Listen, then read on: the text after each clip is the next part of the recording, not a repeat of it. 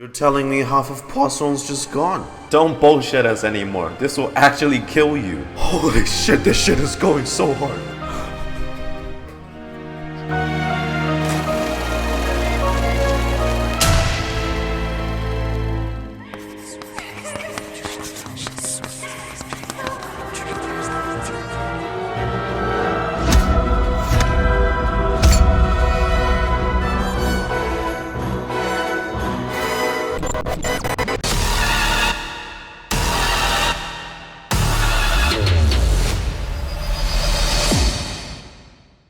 Hey, since I keep this channel ad-free, I've set up a Ko-Fi page where you can come support me for as little as $1. I'm also streaming on Twitch and have a separate channel dedicated for that Twitch channel. So come follow and subscribe to me there. Links are down in the description. Thank you, enjoy the video. Hey, what's up doggos? Welcome back to another Genshin Impact reaction. Today is the day that is 4.2's patch day.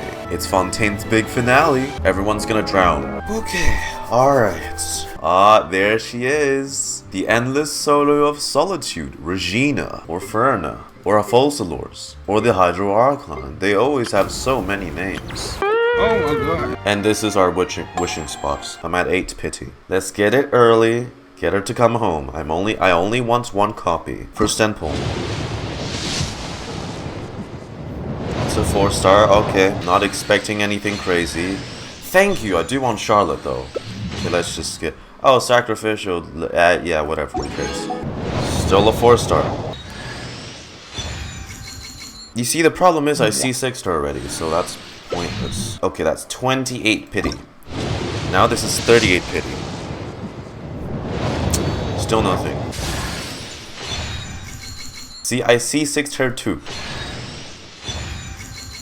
Did I C6 Colin? I did! Great!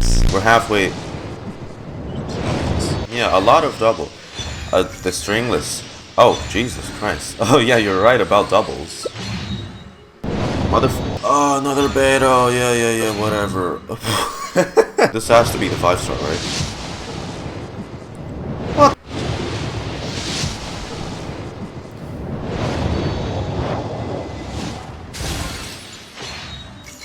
Oh my god, it's making me go to hard pity. Okay, there we go. Oh shit. Please let it just be Furina.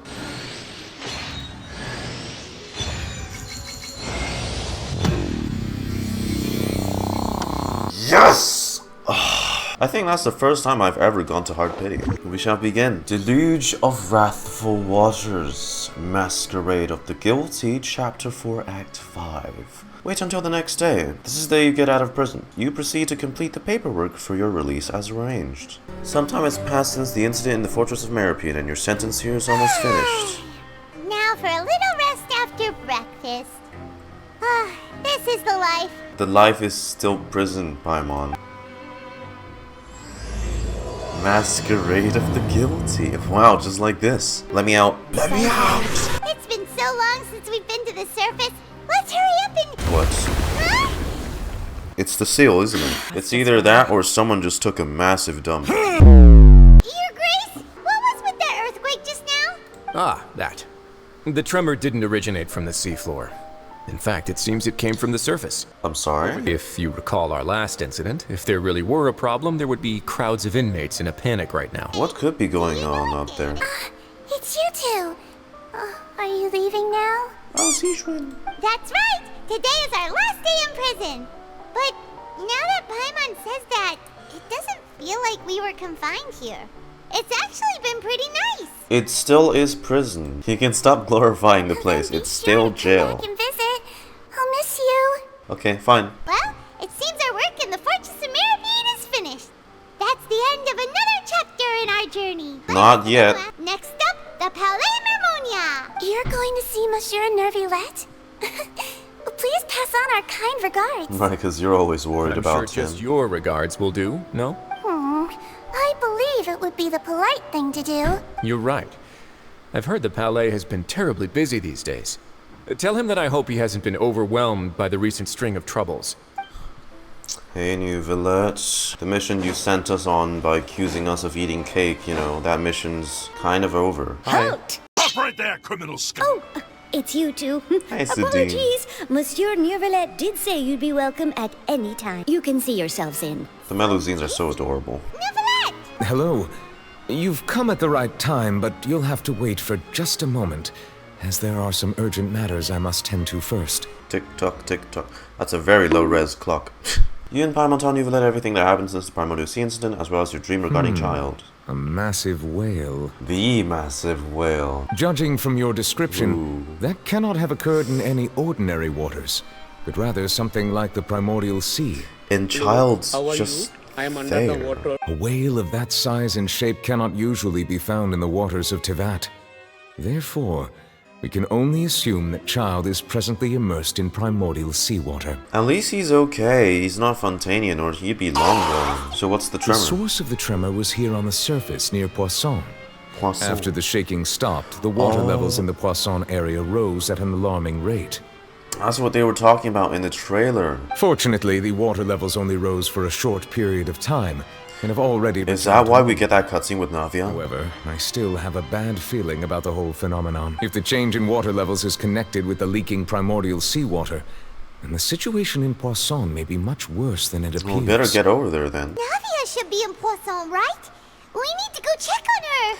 Yes, Spina di Rosula's headquarters is there. I would also like to go there as soon as possible, but I'm afraid I can't leave just yet. We must immediately formulate disaster prevention plans for the surrounding coastal areas to avoid potential catastrophes. I'll have to ask you two to go to Poisson first. I'll meet you there to check on the situation once I finish things here. Sounds like a plan. There's no time to lose. Let's get going. Please be careful. It's suddenly nighttime. We better get over there soon. Doesn't Poisson mean chicken, by the way? Oh no. What Or is happened it... here? No, poulet is chicken. Poisson is fish. I'm sorry. Wait, every... Oh.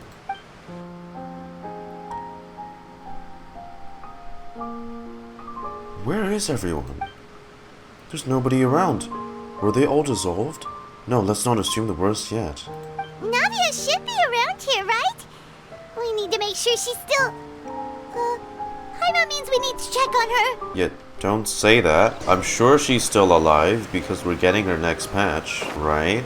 We haven't seen a single soul all the way here. Wait, Oh, this is getting scary. wait, that line in the trailer about people not making it up to the surface in time and they You mean that happens here? Look, there's someone on the roof over there. Just stay put. We're coming up. Watch your balance. All right, just hurry. Navia? Where's Navia? I'm not young anymore. How will I survive on my own? Father. My Desiree. Desiree. He looks pretty sad. My leg! My leg! How could this have happened? It hurts! Just hang in there. Help is on the way. You can hold my hand if it makes you feel better. Where? Oh, there's Navia. Jesus, thank God. Hey, Navia, are you okay? Navia? We heard there was a situation in Poisson, so we came as quickly as we could. Yes. As you can see, the water levels suddenly rose. It caused quite the disturbance, in fact. What? I mean, if it's not primordial water, then at least that's Wounded? much better. Right. Allow me to explain. A little earlier, we suddenly heard a loud noise. At first, everyone thought that something might have exploded in the waterways. But before we knew it, water started pouring out from everywhere. The rushing water seemed a little odd, almost like the unique color of primordial seawater. Some people didn't realize the danger and thought it was just ordinary water, leaking from somewhere. It was. Everyone on the street who happened to be close to the water didn't have a chance to escape. As the water levels rose, they suddenly disappeared. They So were all dissolved. you're telling me half of Poisson's just gone? Really? Those who realized what was happening started to flee in a panic, desperately trying to get to higher ground. Many were injured in the stampede, and some Some people fell from significant heights. The Spina di Rosula initiated rescue operations as quickly as possible, but there have been a lot of casualties. All those merchants and the water began to recede after some time, and the chaos came to an end. No one knows if this could happen again. We just lost half of Poisson. All we can do for now is try our best to help evacuate the residents.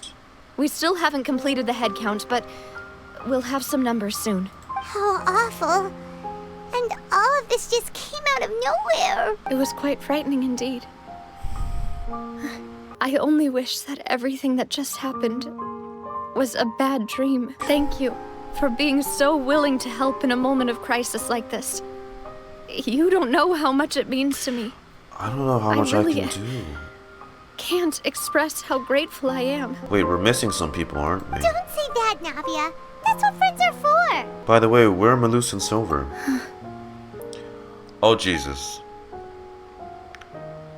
Wait, not them. No, wait. Surely not. Sorry, I need to go for now. I mean, that look you gave... You're joking, right? Navia walks around talking with many people and organizing various matters. Her decisions are clear and reasonable. Her face is merry. Okay, the wounded are being tended to, and we finished a preliminary head count. More support has just arrived, so... You still haven't answered me. Suppose I finally have a moment to focus on my own matters. Dude, half of Poisson just got killed. I'm not sure you can bring back people that have been dissolved. I mean, that's what Vachey's been doing. For a very twisted reason. Because what better way to bring back your dead wife than killing more young women, right? Like... Traveler, Paimon, would you two accompany me to my father's grave for a moment? You still didn't answer me about Silver and Malus. I like them a lot. Thank you. You're not telling me they got dissolved too. But they look like people who would put themselves out on the front lines if they accidentally make contact with the water while trying to save other people. Please no. Not a lot of people here, huh? Paimon doesn't think there'd be a ton of people here visiting graves. Right. That's how things are now. The living are so exhausted that they've no strength to spare any words for the dead. I mean, to be fair, they're trying their best not to join the dead. There's no need to push yourself so hard.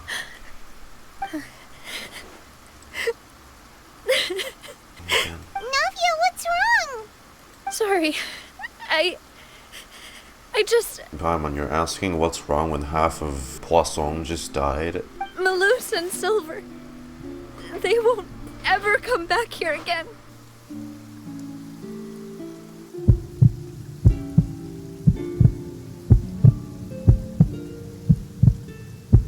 They weren't joking. They got dissolved. Them? What should I do, Papa? Navia, I'm sorry for your loss. Everyone agreed on the rescue plan, but still, I was the one who initiated it. You feel guilty. They were helping evacuate the residents, but they couldn't leave in time. And they were caught in the seawater.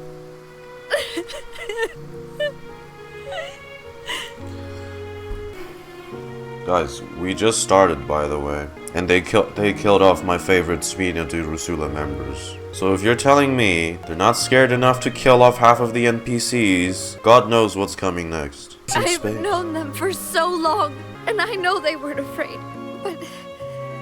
But this is also a new animation. I've never seen the... I could at least hold a funeral for my father, and I know where he rests. But as for Malus and Silver, they're just gone. I just can't. Oh no. Everything looks so clean after it rains. Even the gravestones. I didn't expect that you'd enjoy a glass of red wine in front of Master Callus's grave. I can understand. And Besides, you show me them now. The scenery here isn't half bad. In the past. See, it's not just me. I always want to bring something when I visit Papa. Perhaps we might even have a picnic. He wouldn't be angry, would he? How could Master ever be upset with you, Demoiselle? They were both so cool. Yet the cemetery is the home of those who have passed, is it not?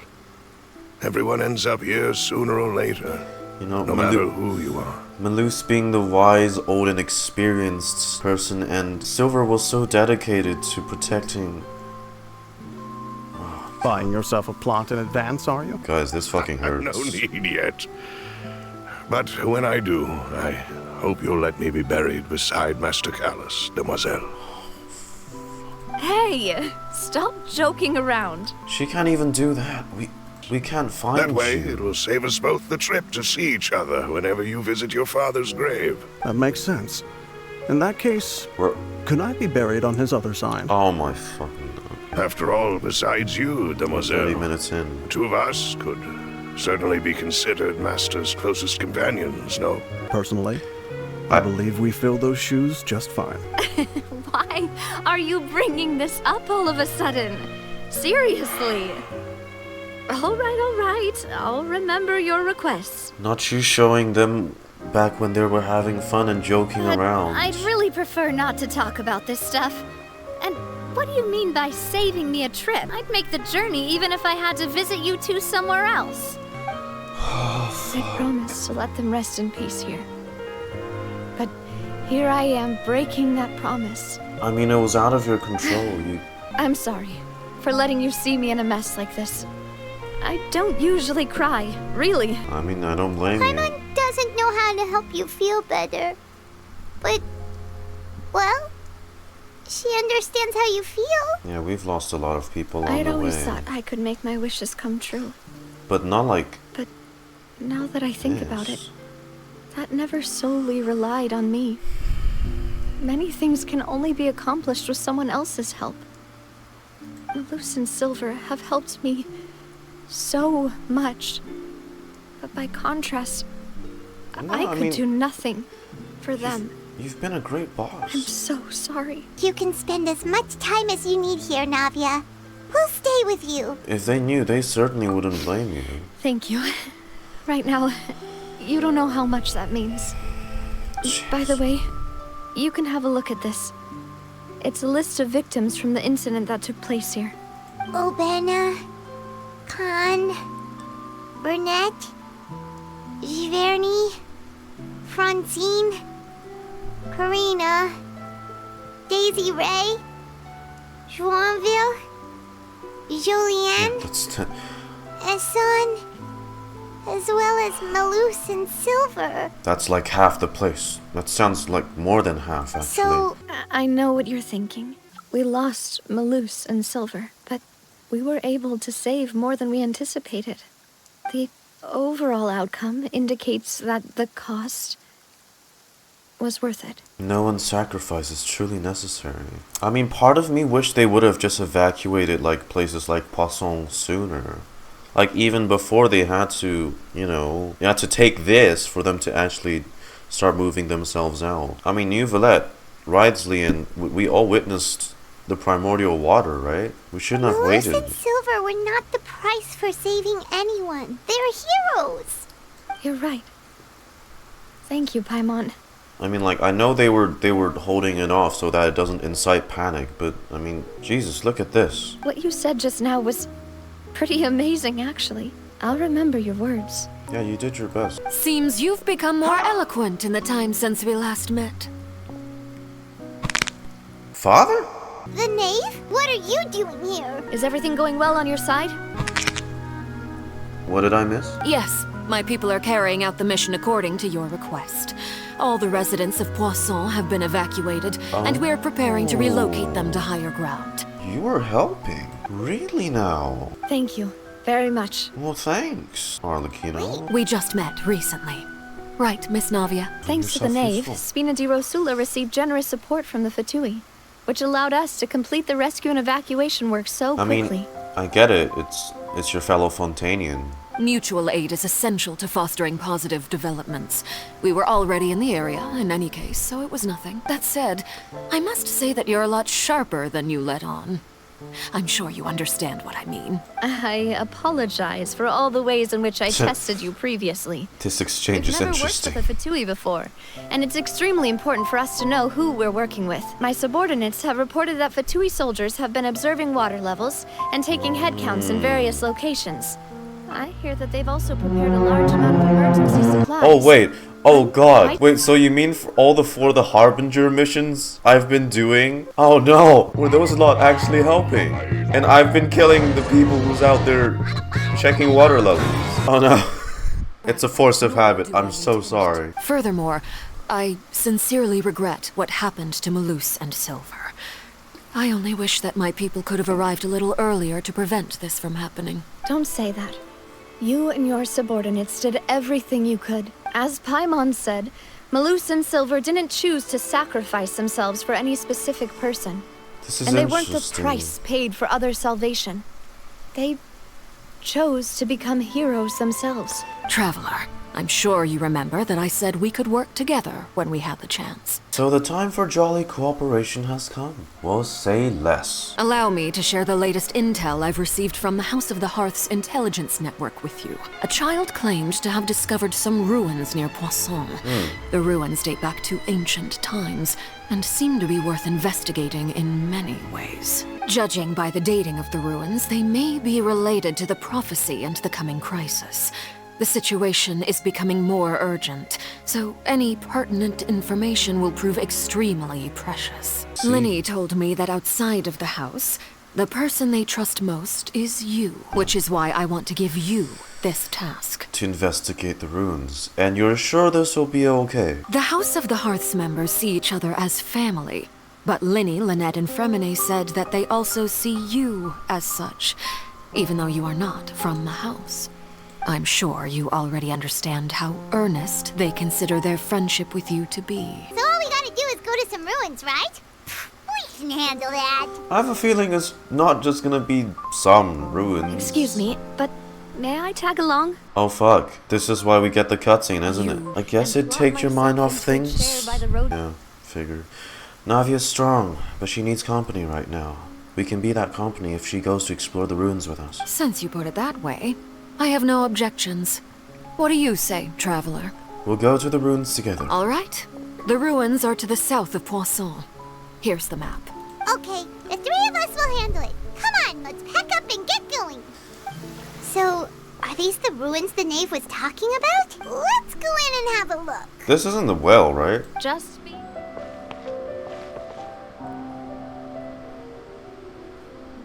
Hold up.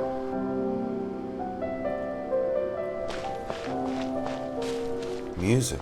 Shadows of fate. Yeah is right. Get a taste of Fontaine's favorite plumber. There you go. Hopefully my C3 Neuvillette doesn't make... Fucking Jesus! I knew it was I didn't expect it to break on me. Fucking...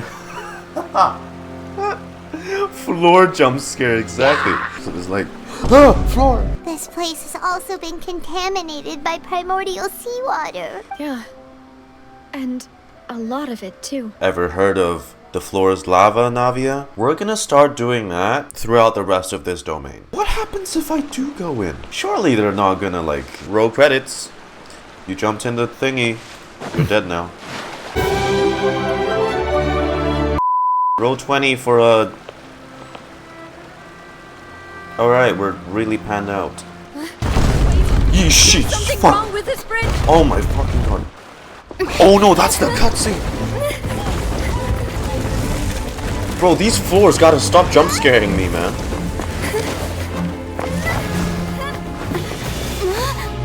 Go, go, go, go, go, go, go, go, go, go, go.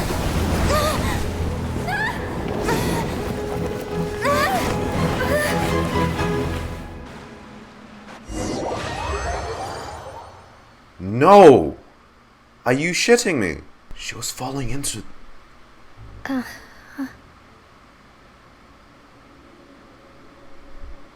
Excuse me? Demoiselle. Don't tell me this is where they go after they're dissolved. It's like your life flashes before your eyes type of thing. Huh? Demoiselle, what are you doing here by yourself? Would you be standing here till dark if I hadn't come to get you? Look at all the wavy distortions. Maybe she just wants some time to herself, Malus. Oh. Oh, fuck. Was I... Was I sleeping? What's Would happening? appear so. What's happening? I must be tired. What is this? However, you were the one that suggested we go out for a walk. It must have slipped my mind when I dozed off. I haven't had a nap today yet. This is a familiar feeling, yet... Right, you're coming next patch. something's a You're not little gonna die. strange. Do you remember Mr. Giverny? He'd requested our help before with foreign merchants who had a debt dispute with him, and we'd resolved the matter not long ago. Wait, but this can't be where everyone goes if they're dissolved. If they're dissolved, they just stay dissolved, right? Oh, Miss Navia. Ah, Mr. Malus. And Mr. Silver, too. It's good to see all of you. Thanks to your help, those bothersome merchants finally realized that I wasn't the one they were looking for. Why, I wasn't even the guarantor for that person. Wasn't Genvry one of the By names way, on the Brunette, list? what was it that you wanted to give to Miss Navia Yes, again? Brunette too. If she dissolved back in the ruins, why the hell would she reappear here? Wait. Something seems to be off here. Yes. Wake up, please. This is the first time we've ever met, but your name seemed familiar to me. I must have heard it when I was discussing things with your husband previously. I've heard this name before. She was on Sometime the list. recently, I'm sure of it. She was on the list. And why Your memory's are there foggy. so few people around here? We must mind the time, demoiselle. We still have important things to attend to today. We do? Like what? Miss Navia, here you are. I've been looking for you. Please, come to the Opera House. Your trial is about to begin. My trial? Why would I need to go to the Opera House? Yes, she's right, demoiselle. What? What is happening? Is the opera house all underwater too? Look, it's Navia. She's here. And her two attendants are with her.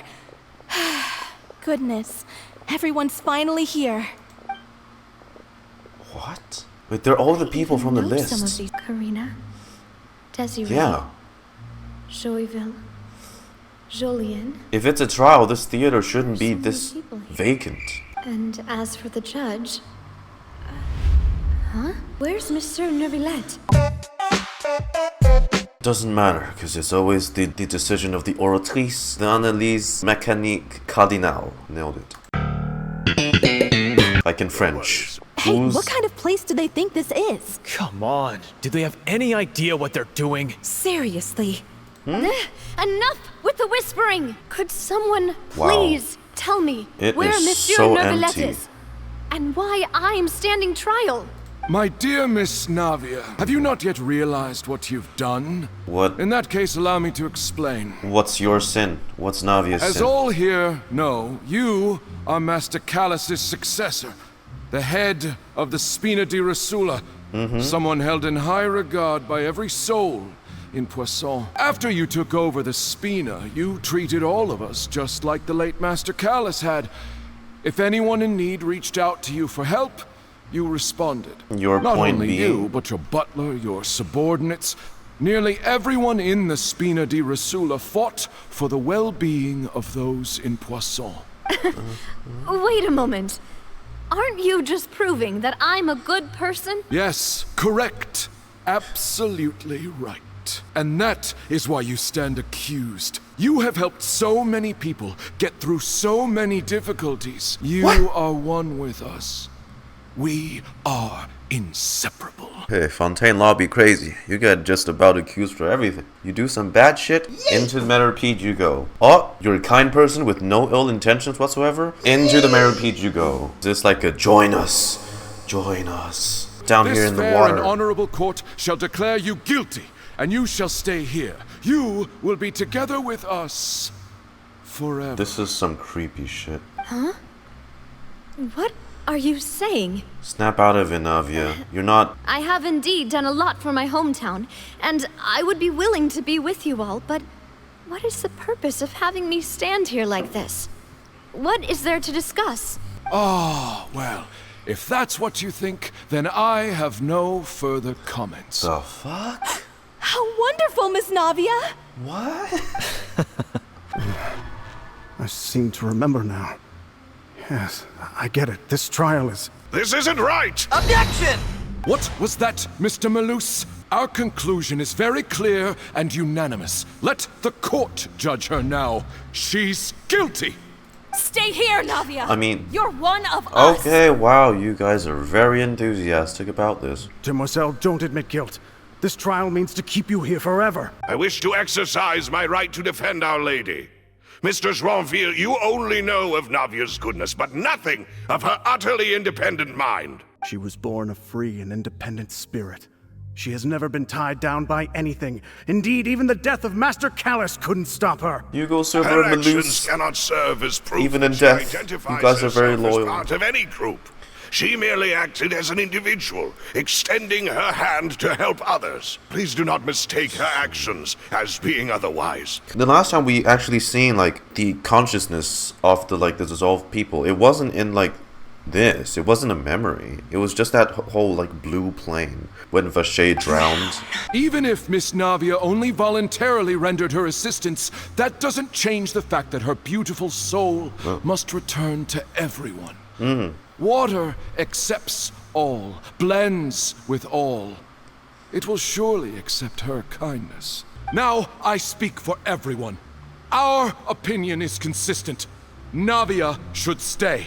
We and Navia are one. Bro, stop distorting Malus's face, please. And you would call this justice? Preposterous. Preposterous. You are merely jealous that Demoiselle still has a chance to exist as an individual. Have you forgotten how much you all once longed to become individuals? To become independent? Do you mean to defy our justice? Jesus Christ. Can you guys chill? If your justice is flawed, then why should we acknowledge it? As you said, That was we creepy. can also have our own justice. Silver and I shall defend Demoiselle. This is giving me that same Vache drown vibe, you know. My head... It hurts. Demoiselle. I remember now. Everything that seemed odd from the very beginning. Karina, Desiree, Joyville, Jolien, Essen, and Mr. Giverny and Mrs. Freminet, who we met earlier. That face. Even Malus and Silver. I don't want to admit it, but they're all dead. Oh, that was... Don't be afraid. And don't admit guilt. We will protect you to the very end. What does this mean? Are you dead with them? Who are you to say that she cannot be judged? We are the majority. And in the nation of trials, the majority is absolute justice. We are the will of all. You don't get to make that choice, though. Mr. Malus and Mr. Silver, must you be so stubborn? Oh, the filter. How could the two of you possibly hope to stand against the collective? Do not resist. This judgment is fair and just. Navia belongs to us. After all that happened, she should not be left alone in Poisson. No more excuses. She says we're jealous. Jealous? How could she possibly be an independent individual? Oh my goodness, I've never seen this many Oceanids in a single place. Who's jealous of her? She belongs to us. Miss Navia. Yeah, their minds are all scrambled. Because they've all been dissolved Silence. into... Ooh! Neuvillette? That's Neuvillette? Huh? Monsieur Neuvillette. Is this like actually Neuvillette, or is this like memory Neuvillette? Such commotion is prohibited in the court. The accusations you just presented are nonsense and cannot constitute a proper trial. Well, thank you, yes, it was kind of bullshit. Please leave with me, Miss Navia, while there is still time. Okay, this is Neuvillette. Go on now, Demoiselle. Go! This is your only chance to leave this place. What, can't bear to leave us behind or something? Malus. My apologies. I couldn't resist making one little joke once I realized that Oh, don't remind this me shall that... be our last goodbye. Don't remind me that they're tats. Malus. Silver. They're just... Yeah, they're just one with the water. Quickly, you must come now. Goodbye, Demoiselle. Farewell. It's because they were already dissolved. They're supposed to be part of this like huge hive mind that's the primordial water, but their feelings were still so strong that they still had enough, power to be themselves and say one last goodbye. No, wait! Just a second! You know what that reminded me of? I don't mean this in like a funny way. It reminded me of this. It's like a scene from Batman's comic where like he sees his the ghost of his parents. Navia? Oh, You're awake. Good. I must have been dreaming.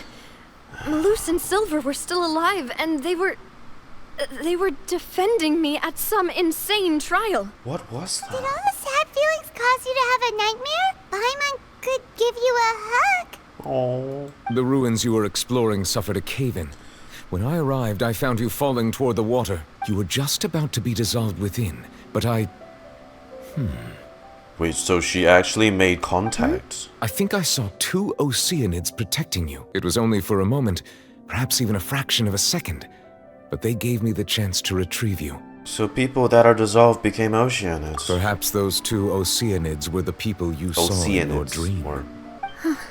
I always told them that they didn't have to protect me. To think that they'd keep doing so even after death. They cared for you.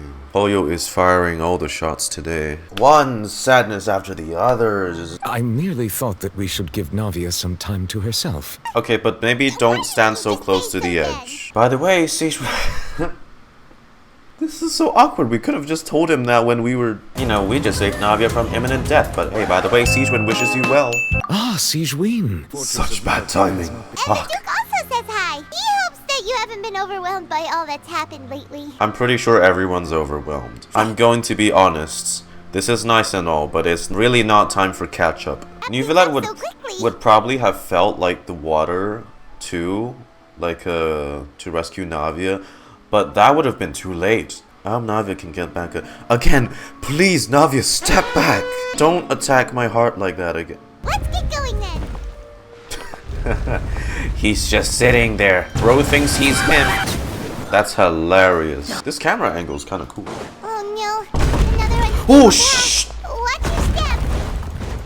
Oh my fucking god. That's like the 3rd time. Go, go, go, go. I should have brought Wanderer for this. Oh, Jesus fuck. Oh my fucking god. Silence! Why? Cool scythe though. But like, you know. What is that D&D dice looking thing?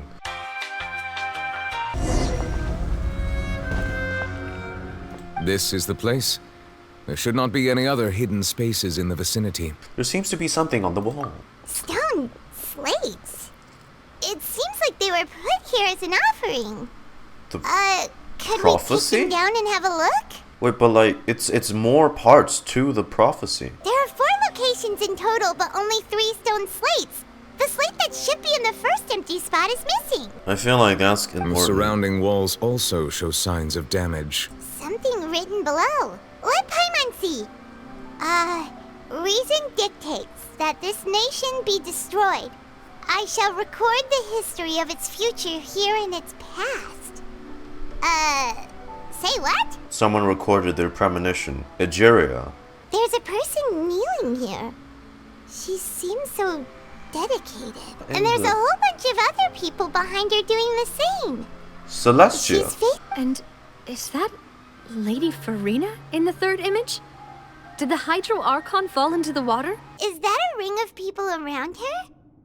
Paimon doesn't quite get it. Are they all in the water? The 4th image. That's I know the this prophecy we know. This exactly matches the content of the prophecy. We just don't have the first one, the first slate. I think that's significant. If only we can restore it. Oi! Oh? Huh. What'd you do? More information should be hidden in these slates, but I fear I cannot easily uncover it. Most likely due to us missing the first slate. I am very sorry. Don't blame yourself, Monsieur Neuvillette. Deciphering ancient stone slates isn't one of your duties. This says that it's the history of the future, right? That means the prophecy's sure to come true. Do you not see what's been happening? Yes. Yes, it's coming true. Plus, there was this whole, that whole sequence in the trailer where Fontaine was just underwater. The issue is the order of the 3rd and 4th images, right? That's right. If the images are in chronological order, shouldn't the fourth, the waters drowning Fontaine, come before the third, where the Hydro Archon herself falls into the water? And yet the order is reversed here. Okay, so it's the third one's her falling into the water while the people watches. What sins are the people in the images confessing to? If we go by timing, Lady Furina only emerges in the third image. Everyone's born with sin. That means that the person in the second image might be the previous Hydro Archon. Egeria. Egeria, then. I had never met her, but her appearance here does match the records. The previous Archon kneeling before the floating island in the skies, as if confessing a sin. It seems that any further clues will have to come from Furina. In that case, there's no time to lose. There's nothing else to be gained here, so let's head back first. But she doesn't know anything. Honestly, who created the slates doesn't matter now. The real question is whether things will truly play out as the prophecy foretells or not. Let's split up here. I'm going to check on what's happening with the Spina. You know how it is. There's some things you just need to be there for yourself. Part of me doesn't feel safe. Who the fuck? Part of me doesn't feel safe letting you go, but... Just head back to the Fleuve Cendre and have a rest then. Thanks for keeping me company all this time. I'll depart as well. Thanks for your hard work today. Rest well, everyone. I don't know how well I can rest. If you have time, drop by my office. I will share the results of our discussion with you. Alright. See you tomorrow. The next day. Speaking of, Fleuve Cendre is dangerous too. Because they're, like, on the lower levels of Fontaine. Ooh, desserts! Nice! These are all Paimons! That thick garlic baguette. Good Paimon's God. already starting to forget what happened today. Huh? Wait, what? That's the last person what are you doing here? Mona? Hydromancy. I was thinking like, damn, is this girl so broke she had to move to another nations? Fleuve Cendre is for those who are not like that wealthy, right? Mona? That voice. Is that who I think it is? What a surprise. It's you two. What are you doing in Fontaine? Has Mona ever appeared in an Archon quest? Lady with Justice. Oh, did she now? And I must have slipped my mind then, because I didn't expect Mona to show up here. Still, we didn't expect to see you here. Wait, you're not a Fontainian, are you, Mona?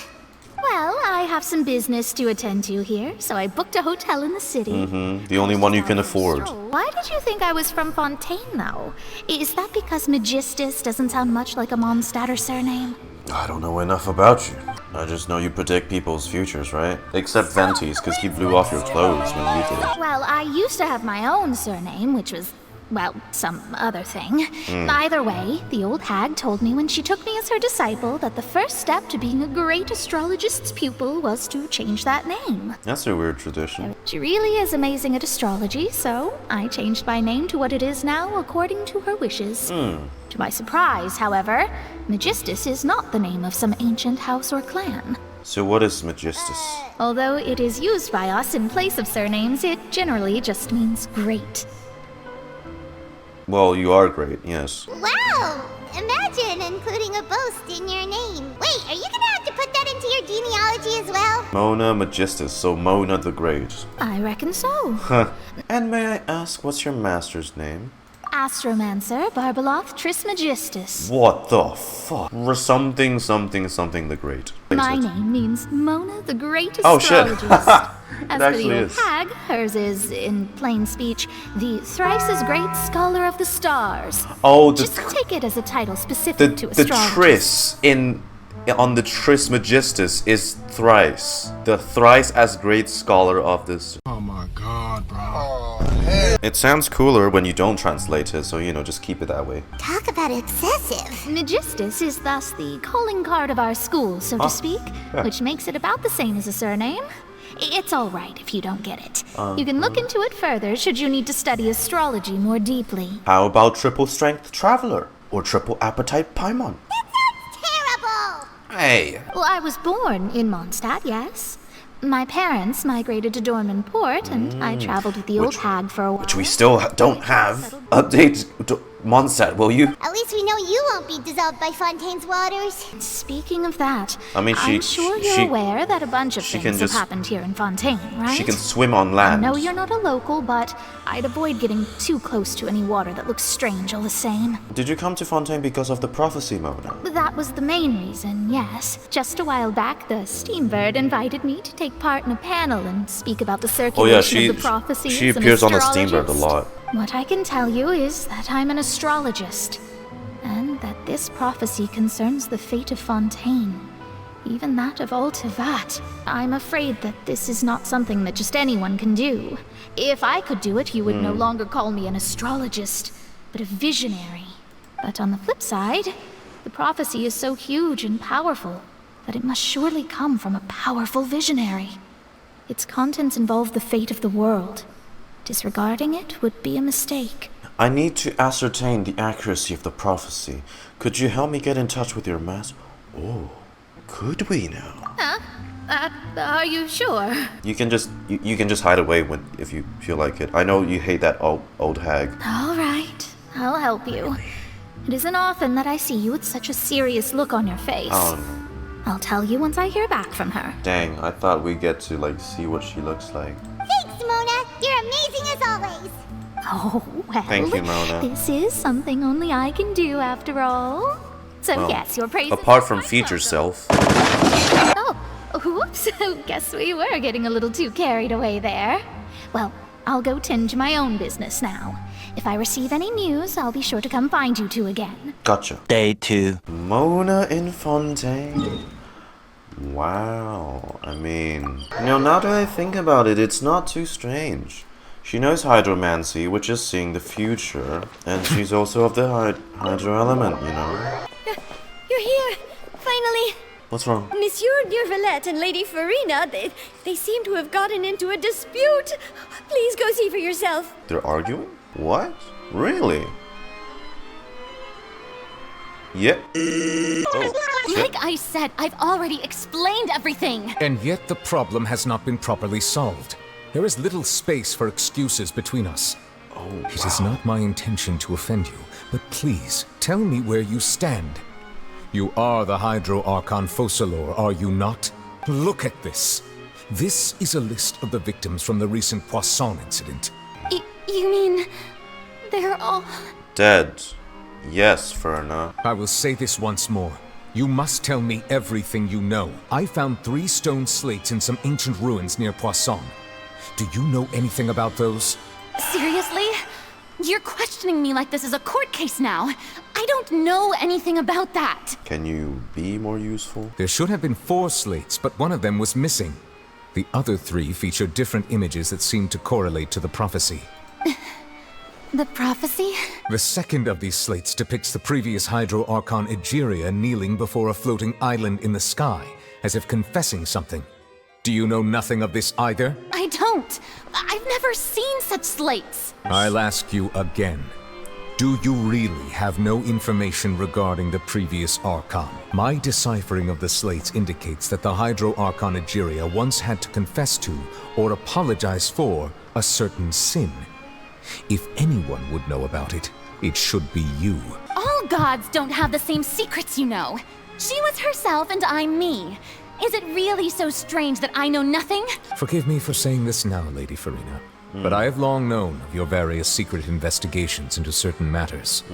There are several indications that you have been investigating the prophecy on the sly. This is not strange in itself, considering that you are the Hydro Archon. But it is strange that you should also claim to not know any of Egeria's secrets. It's really not a good time for you to be still hiding some stuff, you know. You have never been as superficial unless there's as a you reason for presented that. yourself to be, nor are you a fool. And yet, your behavior is very inconsistent. So you've been watching me all this time, have you? I didn't think you were that type. You... Well, since you know about my secret investigations, then you should know I'm actually working to take care of it. How? Where? What? You're the Eudex, but you're still my subordinate. You should be following my lead. Just trust in me, your Archon, and do as I say. Never mind whether you can truly convince yourself to or not. It'll all turn out fine.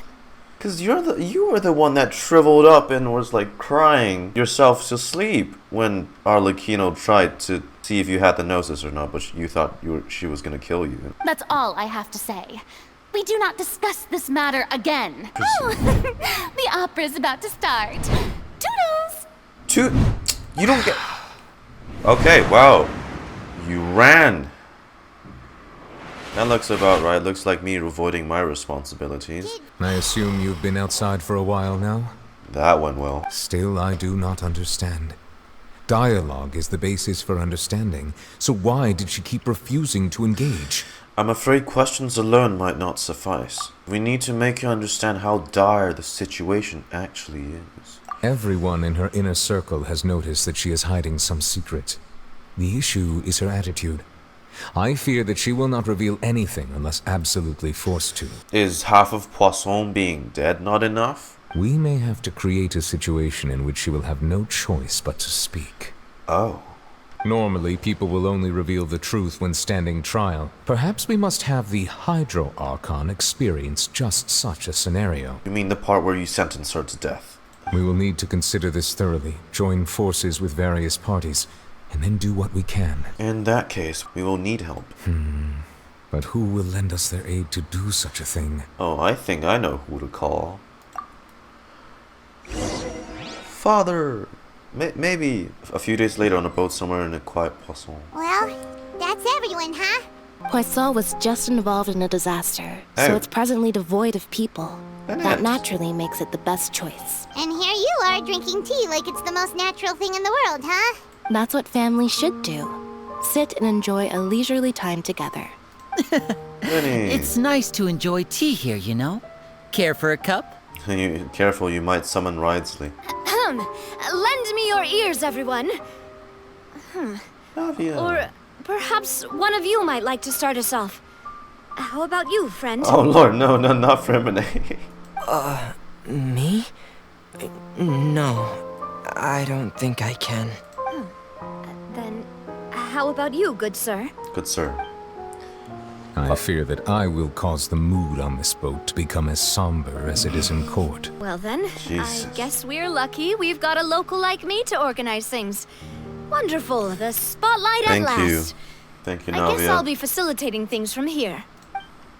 That was a little long-winded, don't you think? Chlorine's here too. Oh, you might be right. To cut to the chase, our friend here, the Traveler, has brought us together to discuss something. Let's start by saying that we'll be pooling our efforts together to create a series of traps. Oh, how intriguing. You sound so devious. Really, one that I just learned from Chlorinde and used on the spot. So, let's invite her to explain in detail. A round of applause, please. Huh? Didn't you say that you would be facilitating this? Come on, don't be shy. Come on out. Oh, come now. Your work doesn't involve much public speaking, right? This is a good chance to practice. You might even pick up some fancy oratory tricks to impress your boss with in the future. Look at her. I see. And what does my boss say? He is glad that you consider him your boss. Do go on. Do any of you have experience hunting? Hunting. Freminet and I once used a wooden stick in a basket to catch wild rabbits when we were younger. As for Lynette, oh, right. You were sick that day, weren't you? You may or may not have heard, but Fontaine once played host to a group known as the Marechaussee Hunters. Though that was their name, they did not hunt animals, but rather various monsters left behind by the ancient dynasty of King Remus. Oh, Remus. A trap comprises of the following components: bait, a trigger, and a containment device. Sometimes a lethal implement will also be necessary to deal with the prey. So, if we were to build a trap together, right now, what would you choose to build it with? For me, I would prefer something basket-shaped. Pigeons and rabbits will see the bait and naturally enter the snare. I'm afraid I can't claim that as my strong suit. I prefer more stable methods, like placing bait in the water and waiting for the fish to come within reach. That's the kind of method I would count on. We'll just gather everyone's best ideas and, you know, pick the best ones, put them together, voila. I'd probably use some sort of mechanical animal. Papa once bought me some small clockwork squirrels, mice, and such. When placed in the forest, they can attract others of their kind. I remember that you liked those too, didn't you? I did. And that would be a good way to go about it. If they're realistic enough, animals of the same kind will follow them all the way to the trap. What about you, Monsieur Neuvillette? If we were to create a trap now, how would you design it? I would like for it to be effective, but bring no harm to the prey. A more gentle trap would be ideal. If we wanted to kill the prey in one strike, we would need a powerful implement. However, that also goes for prey that must be captured and safely contained. Wait, why's that? Only a hunter who's a true expert at subduing their prey can snare it without harming it. The line that divides life and death is often exceedingly thin. So, are we going hunting together? We're hunting an Archon. If our means of capturing and dealing with our prey is to put them on trial, then the hunting metaphor is actually quite accurate. But we shall require much more courage than any hunter to judge a god, a being whose seat is an exalted throne. That's right. Oh, so that's what's going on. Sounds very interesting. Chlorinde's hunting metaphor was just that, a metaphor. You will not call this a hunt, because that is not what you should do at present, nor has the relationship between you and Furina reached such a dire stage. What you need is simply the secrets she is keeping. Attempting to take her secrets is an act of sacrilegious disrespect, but must be done to prevent Fontaine from sinking into the waters, as foretold in the prophecy. There is neither hunter nor prey, but there must be a trap. That is all you need. Like I said, she's making this difficult. I'm sorry, Furina. God, I hope you have like an actual plan, or else this will be for nothing. Unless her plan is that she knows this is gonna happen, and that because she knows that Neuvillette is the one that has enough power to save Fontaine, if he has the Gnosis, she's not gonna defend herself, let the trial go through, and actually be executed? It's been a tough few days, hasn't it? So much has been happening. Those meetings sure did make me hungry. Paimon didn't think the meetings would go on for so long, but everyone seemed pretty fired up, huh? Do you feel more confident after the meetings, Paimon? Well, it's hard to say. Paimon doesn't have any experience with this sort of thing. But with you around, Paimon sure will do great.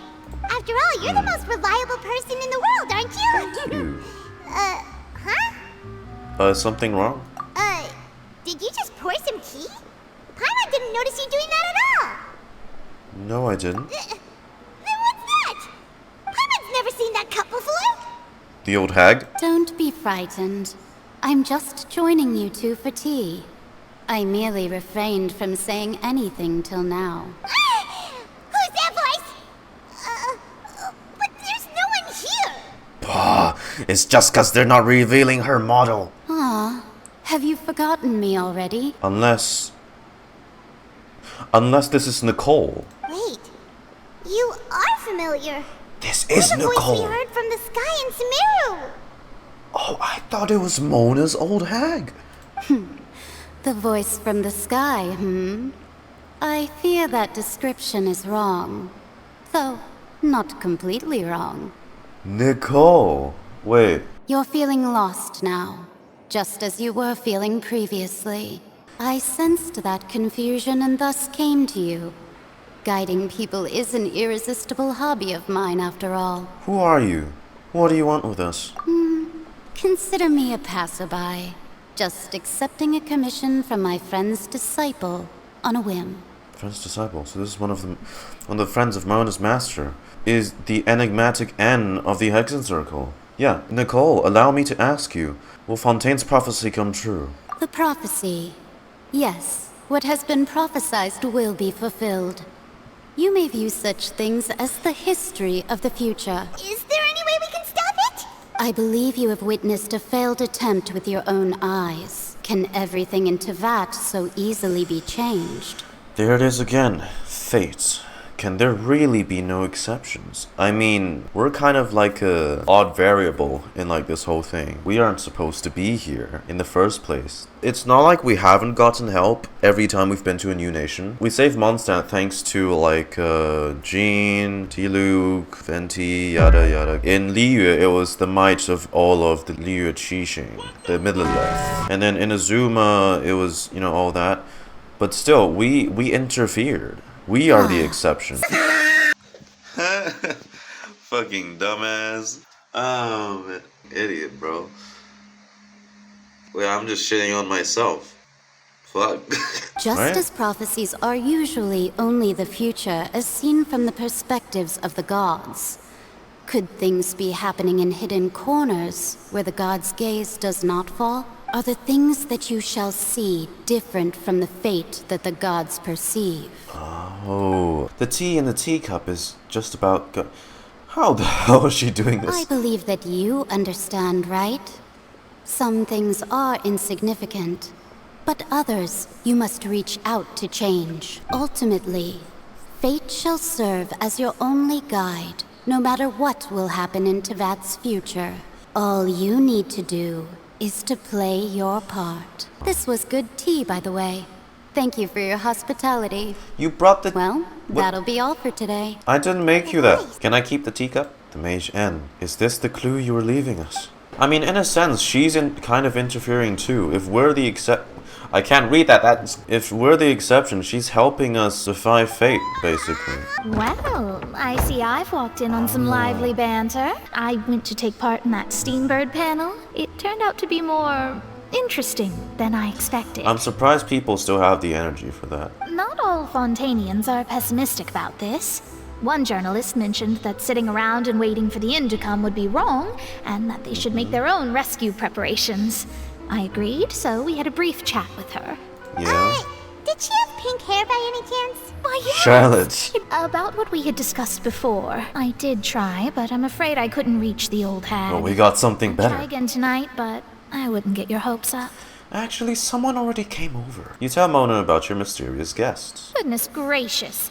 Are you serious? The Hexen Circle members are certainly anything but ordinary. As for the mage named N, the old hag has mentioned her a few times. She said that N's sense of direction is incredible, and that she loves guiding those who are lost. But I've never met her, and if she were still alive, she'd be... Well, suffice it to say that the hag's at least a few hundred now, and N's been around for longer than that. Oh well, surprise, surprise, and she still sounds like she's in the prime of her youth. So I'm guessing your old hag probably looks just like your regular tall female character then. Typical. They must really stay in shape to live so long. Well, I mean, like, I know, like, Gold, right? Who made Albedo and Durin. I don't know if all of them are, like, elves. Some of them could just be, like, using magic to keep themselves alive. I suspect she means that there is still a way to turn things around. She didn't say when or what that would be, though, so...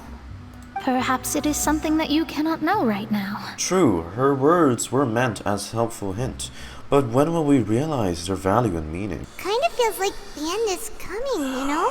I see. I feel that same sense of desperation, too. I guess you could consider me someone who has often witnessed fate. So far as I have seen, it cannot be swayed. But even so, I still hope for, and believe in, miracles. Astrology is eternal and rational, but fate may not be. It is cruel, but it can also be beautiful. Perhaps that's what N was trying to tell you, not to lose heart, and to believe that what you are seeing playing out before you is not yet set in stone. That's a lot of hope to place into us, coming from N herself. There I go, talking about astrological principles again. Sorry about that. The moment I start talking about work-related stuff... I gotta say, I love Mona's VA so much. There's this subtle thing about her voice. Feels so different from everyone else. It's like a kind of accent too, I think. Or, don't worry about it, Mona. And thank you. It was worth trying to comfort you, even if only a little. I believe that you'll help those who are struggling in the same way I did. I just wished I could have saved some of them sooner. Hey, Traveler. Paimon suddenly feels like going outside for a walk. Let's go. Our names are written in this newspaper. What's going Charlotte's biggest scoop yet. The Traveler's Trail, World Walker. That's a nice title. I'm stealing that. Charlotte took so many awesome photos of us and we never even noticed her. Have you seen how she fights? Girls like... I'm surprised we don't have, like, paparazzi. Paimon's hungry.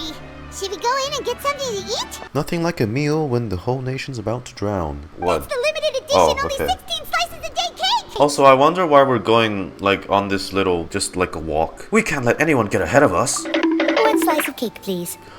You shit. Dang it, it's a Melusine, I can't do anything. Oh, wait, you're the one from the Palais Mermonia. Sadine. Oh, are you here to buy cake too? It seems Monsieur Neuvillette was right. You really can eat. You calling me fat? Do you come here often? Usually every day. Then what if someone told you one day that this place would be closing soon, and you wouldn't get to eat cake here anymore? What would you think? It's less of closing and more like everyone's drowning and everyone's dead. Oh, the prophecy. To be honest, I haven't paid much attention to that. No, still, even if there'd be no more cake tomorrow, that wouldn't keep me from having some today. Huh? No, it's the same for eating in general. You might not be able to eat tomorrow, but if you can do so today, then you should carry on. That's what people call living, you know. Paimon, you and Sadine would get along perfectly. Excuse me, could I have 2 more slices of cake to go? These 2 slices are for you. Sigewinne said that this kind of expression you're making is what humans call being sad. Not sure why we're so chill and having a stroll like this, but... Alright. Wow! If it isn't the It's suddenly nighttime. Oh, have you seen the article I wrote about you? Yes. Now I think about it, I don't like how we're visiting everywhere. Yeah, it's like you said, the calm before the storm. It's like they're reminding us of all the things we're gonna lose. This is too chillaxed that it's unsettling. Still, what brings you here all of a sudden? Were you looking for me? Charlotte, you'll be fine, right? Wait, Charlotte, Paimon's still got a question for you. If, just for example, Fontaine were to be flooded tomorrow, Oh, good lord. what would you do today? If you're seriously asking, then I might try and think of a way to leave Fontaine. Oh, but I'm still a journalist first and foremost. That means I have a duty to be reporting from the scene. And secondly, I wouldn't forsake my homeland that easily. From what I've seen, most people don't know what they'd do should the worst come to pass. In truth, it might be better just to behave like normal rather than worry over such an end. So in all likelihood, I'd probably still be prepping at the office for that interview of ours. I know what you're thinking. That sounds a bit sad, but I've always believed that it's best to do what you enjoy. Just think about it. If this nation really were to be suddenly destroyed tomorrow, but I still successfully finish an exclusive interview with a truly unique person, then the story I would wind up writing would truly be timeless. But you said in a few days. We don't have a few days, Charlotte. I'm not a dreamer, nor am I a workaholic. But I do love my job. And I'd be proud of leaving such an article behind. I guess you could say that They're really, I was like- born to be a journalist. They're setting this up, huh? Anyway, let's go and take a look at the sea, shall we? The sea breeze and scenery can be a pretty soothing combo, huh? Well, yeah. Paimon's been thinking, if it wasn't Fontaine, but all of Tevat that would be destroyed tomorrow, where would we go and what would we do? What would I do? I mean, hell, we certainly don't have the powers to leave Tevat, first of all. This bubble universe. We'd just be waiting for imminent death. In that case, I'd rather take a rest on the beach we started off on. Until that moment comes, I think I'll keep journeying on. Yeah, just do what we always do. You mean, still traveling?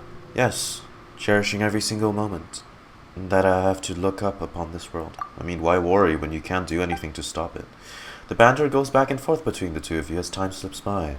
As night falls, you return to your accommodations and end the busy day. The next few days are just as calm. Charlotte comes to find you and conducts an interview in the Spina de Rusula safe house at the Fleuve Cendre. Oh really, she actually got the interview. Navia, having finished her business in Poisson, even drops by to take a photo of the two of you. All goes well.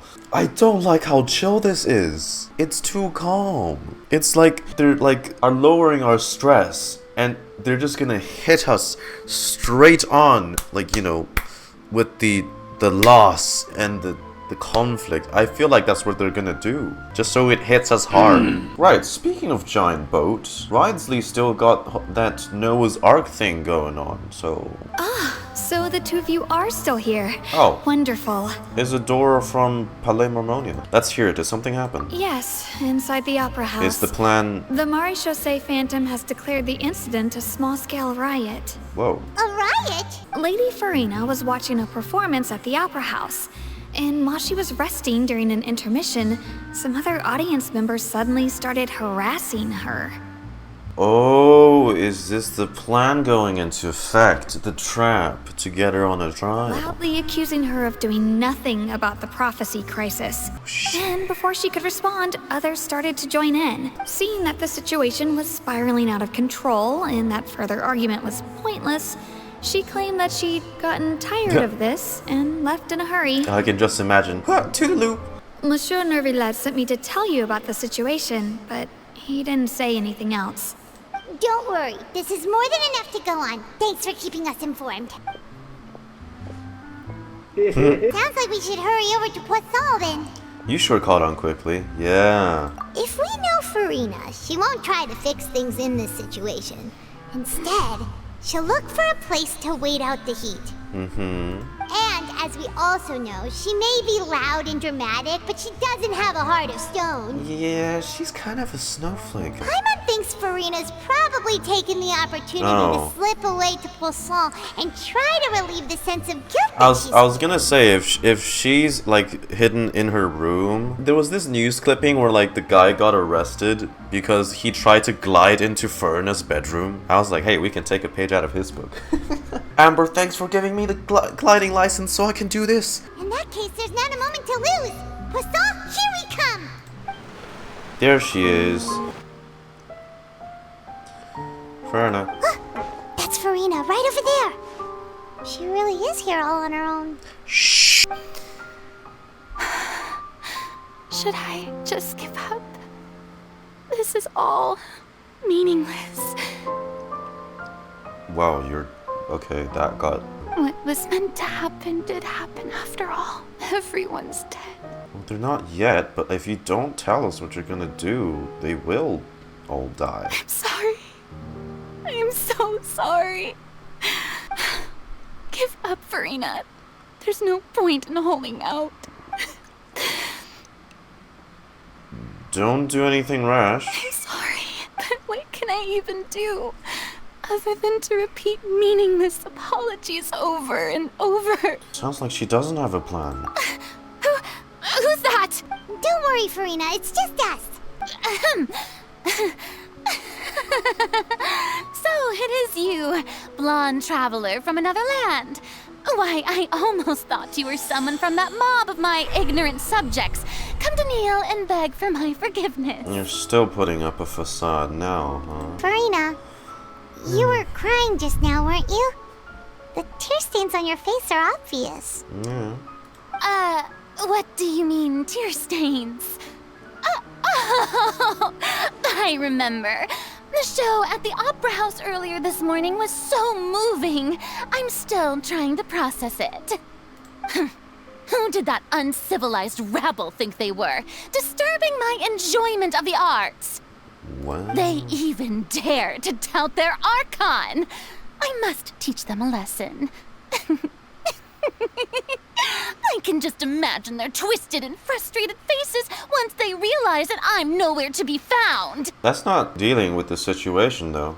That's just avoiding it. Stop trying to act tough, Furina. You're actually beyond just devastated right now, aren't you?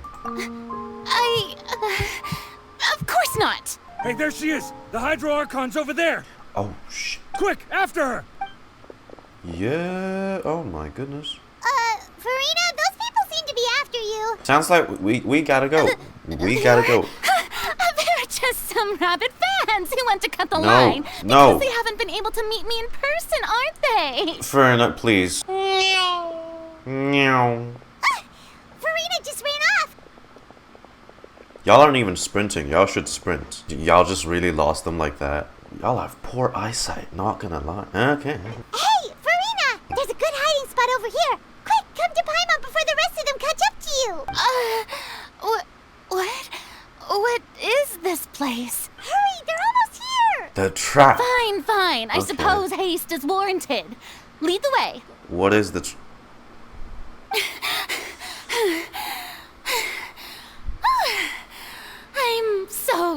tired. I totally thought they had caught me. No, I mean, I merely gave in to the sheer enthusiasm they displayed. Can't you like send those like little hydro minions of yours to distract them or something, or do you not have them yet? This place is not what I'd call soundproof. You might want to lower your voice down and stay hidden. You're right. Yep, that's a good girl.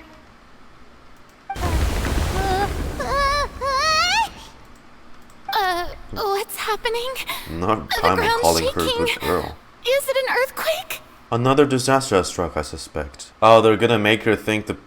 Yeah, a quake of this kind preceded the flooding in Poisson, didn't it? We're gonna die! It can't be. It's happening again. Well, there's no need to worry too much about that.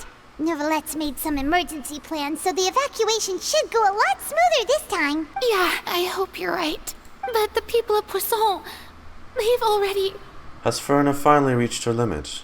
Now that she's talking about her actual feelings, she's starting to look far less stiff. You begin to talk amongst yourself as Furina slowly calms down. It's true. Oh.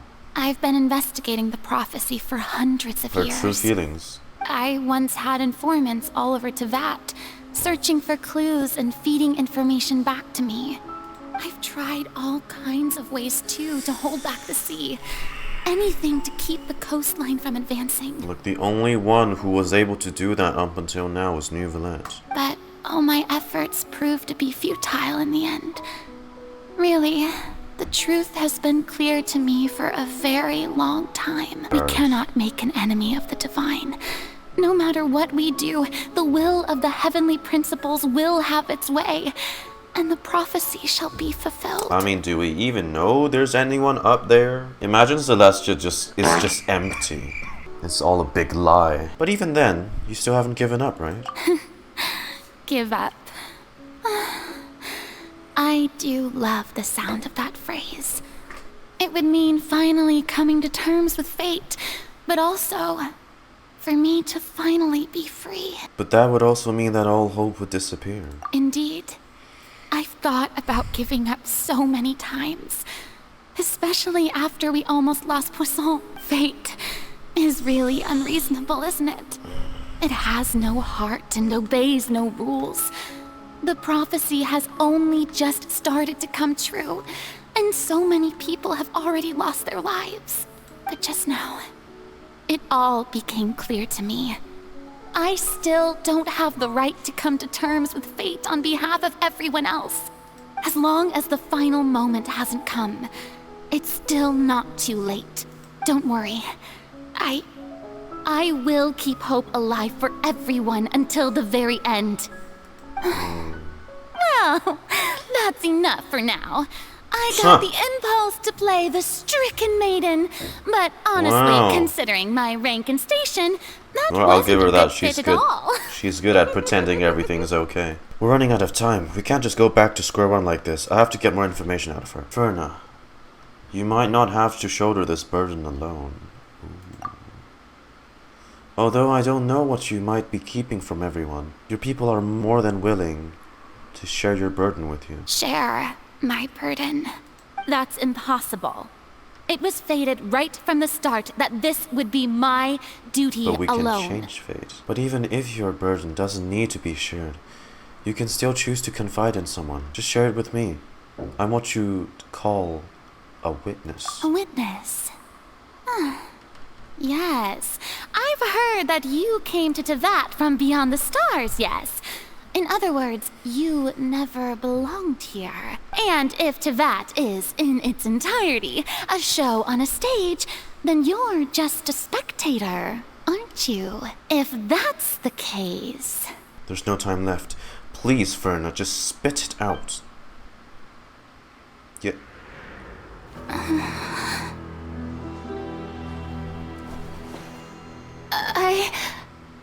Please?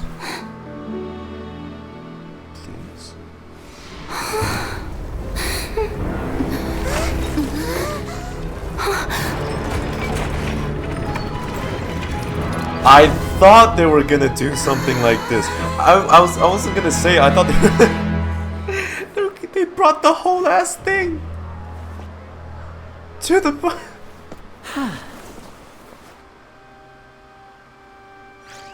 They brought the whole ass Ladies house. and gentlemen, this concludes my opening performance. Wow, they probably had microphones stuck so close to the...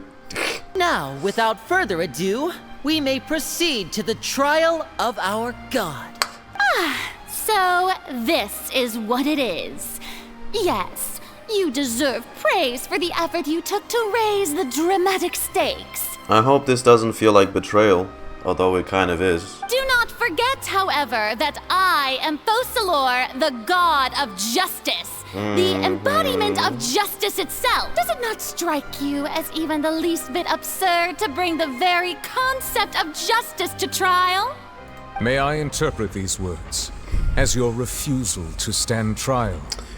In that case, you will have the opportunity to defend your honor through a duel. Oh.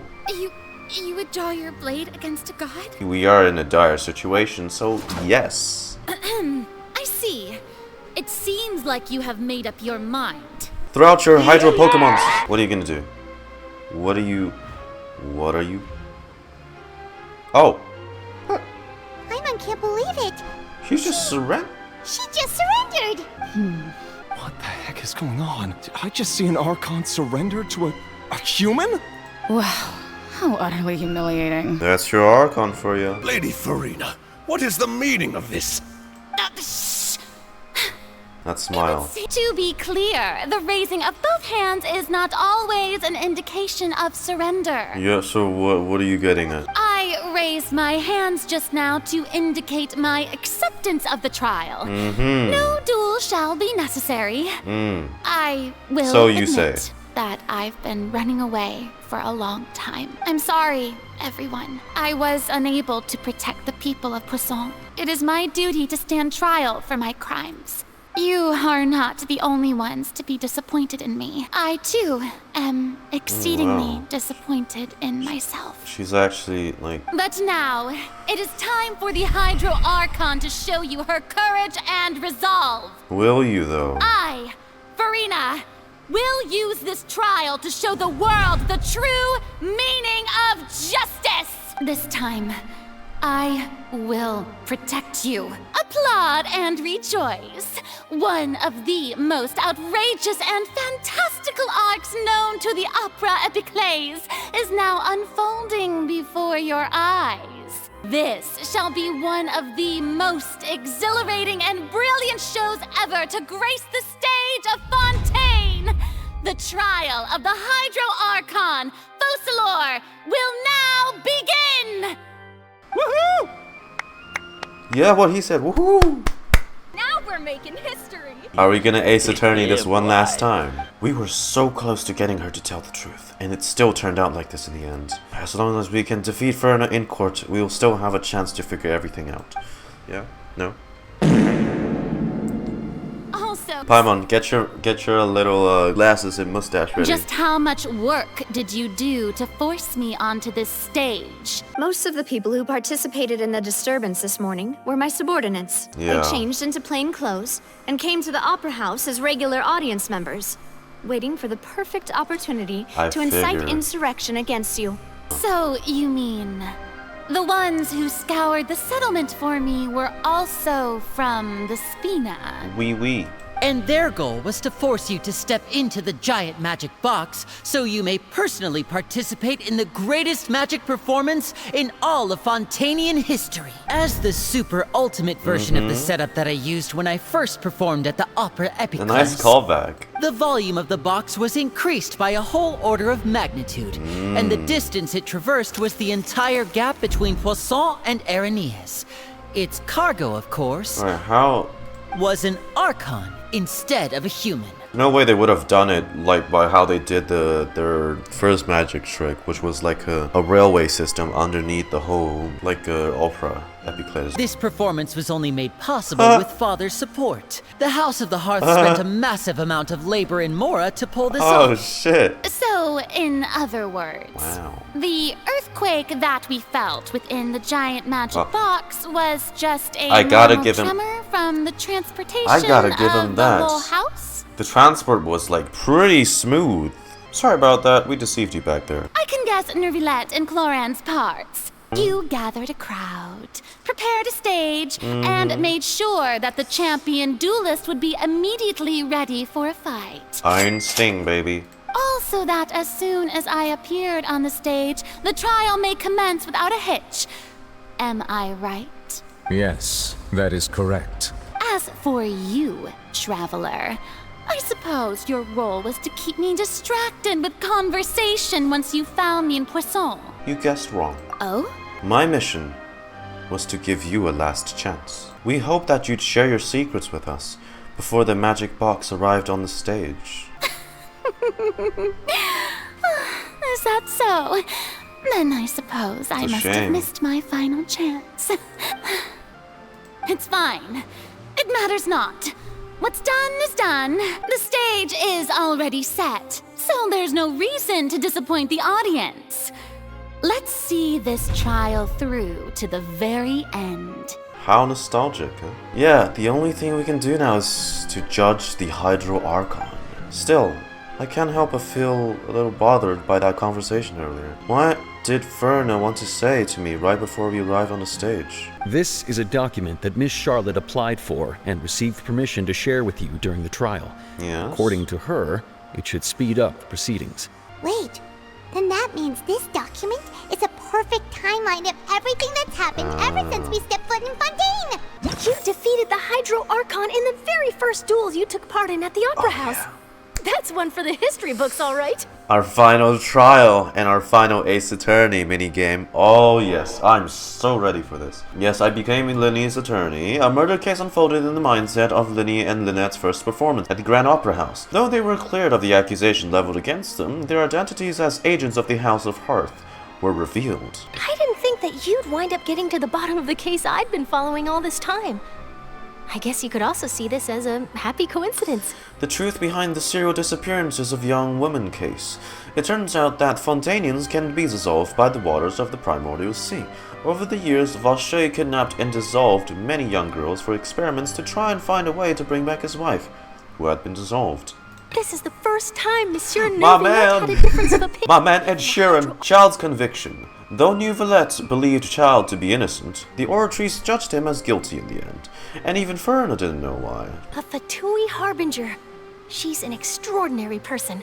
Her instinct must mean something. The meeting with the Knave. During the diplomatic meeting with the Knave, she revealed that she had already probed Furina on her own, and believes it is possible that not only is Furina not really the Archon, but that she is actually afflicted with some sort of curse. The fortress of Meripede was almost destroyed in a single day. That I didn't witness that scene personally will always be a source of professional regret, I think. I mean, the only way you were gonna get there is if you get sent to jail, so... The intrusion of the Primordial Sea into the fortress of Meripede.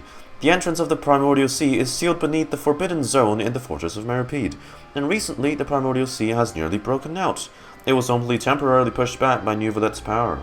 According to Monsieur Neuvillette, both Childe and that whale should have been in the Primordial Sea at that time. Who drew that? That is awfully oversimplified. I nearly lost my awesome friend Navia. To be honest, that still gives me shivers. While exploring the ruin near Poisson, it began to collapse and Navia fell into the water containing primordial seawater. Only the protection of the dead members of the Spina di Rusula prevented her from dissolving.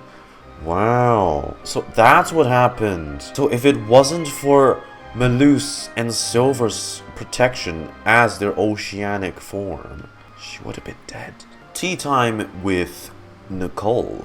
Nicole communicated with you by connecting your consciousness. Is that what she did? She believes the prophecy will certainly happen, but that you needn't give up all hope. Lyney's crime, Vache's serial disappearances, Childe getting sentenced, meeting the Knave, primordial water of the source of it being under the fortress, Childe's whale, and this is all recent. Okay. Oh boy. The prosecution and the defense are both in position. Oh. The trial shall now begin. This is the trial of the century, or millennia, or era. Neuvillette, there's no need to repeat all the unimportant legalese. Just fast forward to the part where the prosecution lays out my offenses. as the defendant and the lead actress of this performance, I still haven't even been informed of my supposed guilt in all of this. That's true. But my charge here is unrelated to your conduct as an Archon. Shit's getting real when, you know, travelers start spitting bars. Instead, I would like to charge you as a fraud who's never been the Archon in the first place. And a new soundtrack to accompany it. Wait, what was that? Lady Furina's a fraud?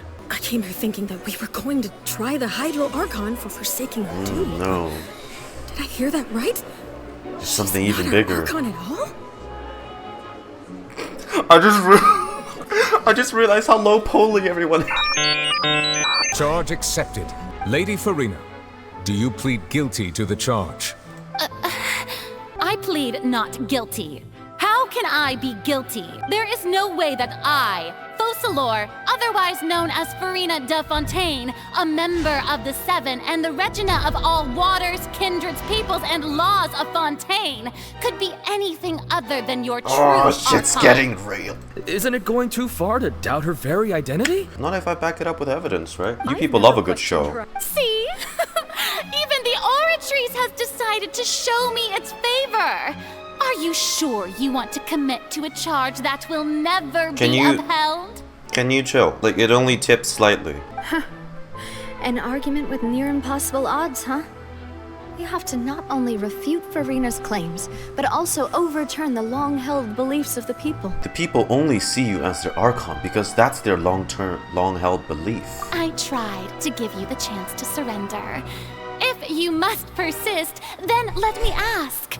If you believe I'm not the Archon, then what manner of being do you think I am? Yeah, what do you And think? if I was not the Archon, then how did I manage to live for over 500 years? Look, we have yokais, we have all sorts of fantastical beings. It's not like the Archon's the only one that's immortal, okay? I've got to think carefully. What do we know to be special about Furina exactly? The meeting with the knave. I'd say it's this, because she had the chance, well, scared the shit out of Furina. She found out that she doesn't have the Gnosis, which usually an Archon would have it on them at all times, right? First of all, you may be a member of another long-lived race. Am I not talking anymore? Okay. There could be other ways to extend your life. Such as a curse. Who gave you that idea? Was it the knave? You'd sink so low as to use a harbinger's words against me. Well, she was more useful than you, even, so, it doesn't matter who gave us the information. What matters is the veracity of the claim. I once thought it possible that the aura of an Archon might naturally resemble a type of curse. But in light of this claim, perhaps what I sensed was not your divinity, but a curse after all. Instead of an Archon, could you just be a cursed human? Lady Furina is actually a human? It's in my favor now. Well, don't start celebrating too early now. Even if I have been carrying a curse like you said, how does that prove that I am merely a human being? Besides, everyone knows that the main difference between a human and a god is the possession of authority. Gods can do what humans cannot. That's why they're worshipped as gods. You see, the god's authority is also powered by their Gnosis, which you don't have. For centuries, manifestations of my authority have served the nation of Fontaine. That thing's probably just inside the Oratrice Mechanis. I'm not saying the whole last name. One need only to turn their eyes towards the Oratrice Mécanique d'Analyse Cardinal in this very opera What she house. said. Or consider the endemnitium that is used in every aspect of life. She did, I remember her saying she's storing a lot of indemnitium for a purpose. Either that was BS, or, wait, the one trial proved the opposite. Furina actually has no control over the Oratrice at all.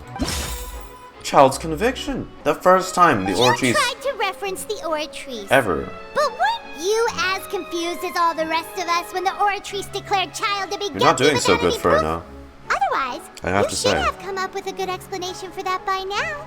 Didn't I make myself clear at the time? The decisions of the gods are naturally difficult for humans to comprehend. There is no need to provide an explanation. Lady Furina, I believe a reminder of your current circumstances is in order. While the court is in session, the principles of justice and the law must come before all else.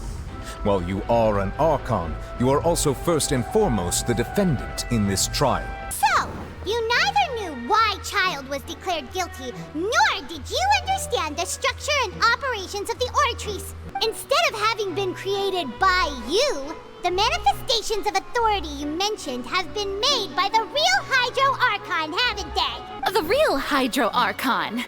Well, now you're really losing me. Isheria. It is true that I did not know why the Oratrice gave out a guilty verdict that day. But the Oratrice handed out that verdict unilaterally, and it has been operating independently ever since it was first created. You can't argue that just because a divine creation is flawed, that the god behind it must also be no god at all. Sure, we can put the Oratrice aside for now, but then, Miss Furina, could you give us a brief demonstration of your power as an Archon? My power as an Archon? There are many ordinary citizens in the audience. How can I just carelessly demonstrate the formidable power of an Archon? Where's the harm in that? A brief demonstration of your power over Hydro should be quite harmless. Surely an Archon can at least match the capacities of a human with a vision. Go on. Is it that you can't even wield the power of Hydro, much less the authority of a god? He's kind of reminding me of like Aqua from Konosuba. Imagine that's like all she can do. Hey, water fans. Indemnitium! Yes! It's all because of Indemnitium! All Archons derive their power from the faith of the people, and I've converted the people's faith in justice into Indemnitium. Thus did I give up all of my divine power to provide everyone with energy for their daily lives. Brother. Have you ever seen a more magnanimous god? I don't see that Indemnitium being put to use anywhere. Isn't that a huge stretch? I got you, fam! Hey, come now, everyone. Please don't stare at me as if I was a liar. That's the thing, though. You are lying. I'm still the same Furina you knew, right? The one that you loved. Shouldn't you want to believe in me? Please? You've got to believe me. If what the prosecutor said is true, she really has committed a grave offense. Did she deceive all of us? And all of our parents and grandparents too? And then all of our ancestors? Ever since they were born? Enough! That's enough. Tell me then, if I'm not the real Hydro Archon, then who is? If you have no evidence of another Hydro Archon's existence, nor can you find anyone who can back up their claim to be such, then what grounds have you to say that I'm not actually the real deal? Well, we can talk about the ruins, right? If we can't prove that she isn't the Archon, we can try to prove that she is just a human. And if she's only human... I'm gonna say it's this, because this one involves the ruins. It is. That doesn't sound right. No. You're only human. Wait. It has been established that all Fontainians can dissolve in water from the Primordial Sea. Whoa. And Whoa. that means... Since you insist on claiming to be a god and not a human, then there's a method that you can use right here and now to eliminate all suspicions of you being the latter. We're gonna experiment her with the primordial seawater? I've brought some seawater from Poisson. As everyone knows, a massive flood struck the area not long ago, taking many lives. Oh shit! Furina! Including those of some of my... Now's the time. If you're human, don't bullshit us anymore. This will actually kill you. Would you dare to touch some of this seawater? That shit a whole basin. Damn. Are you willing to risk your own life for more bluffs? You know deep down what's gonna happen. Furina, you're not actually gonna... But then she was also going on about giving up. Lady Furina, this test has been unilaterally proposed by the prosecution. As it falls outside the realm of standard court proceedings, you possess the right to decline participation. But that proves your falsehood. What's going on? Is she really planning to... that's not what we thought she would... Furina. Furina, you know you don't Due have to the inherent risk of the test, Lady Furina, you may... Oh god, she's gonna do... Hey!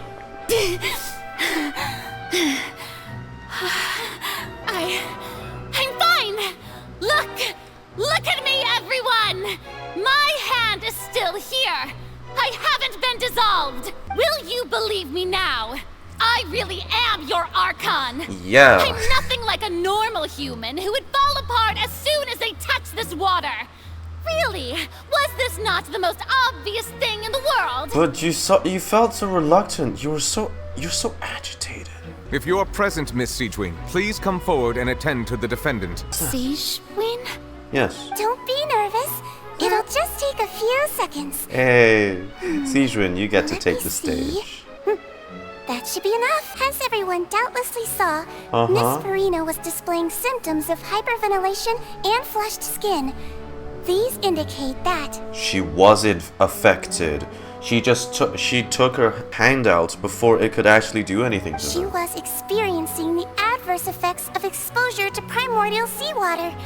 The extent to which she was affected is the same as other humans when exposed to primordial seawater of a similar concentration. You are just human, after all. Thank you, Miss Sigewinne. What did she just say?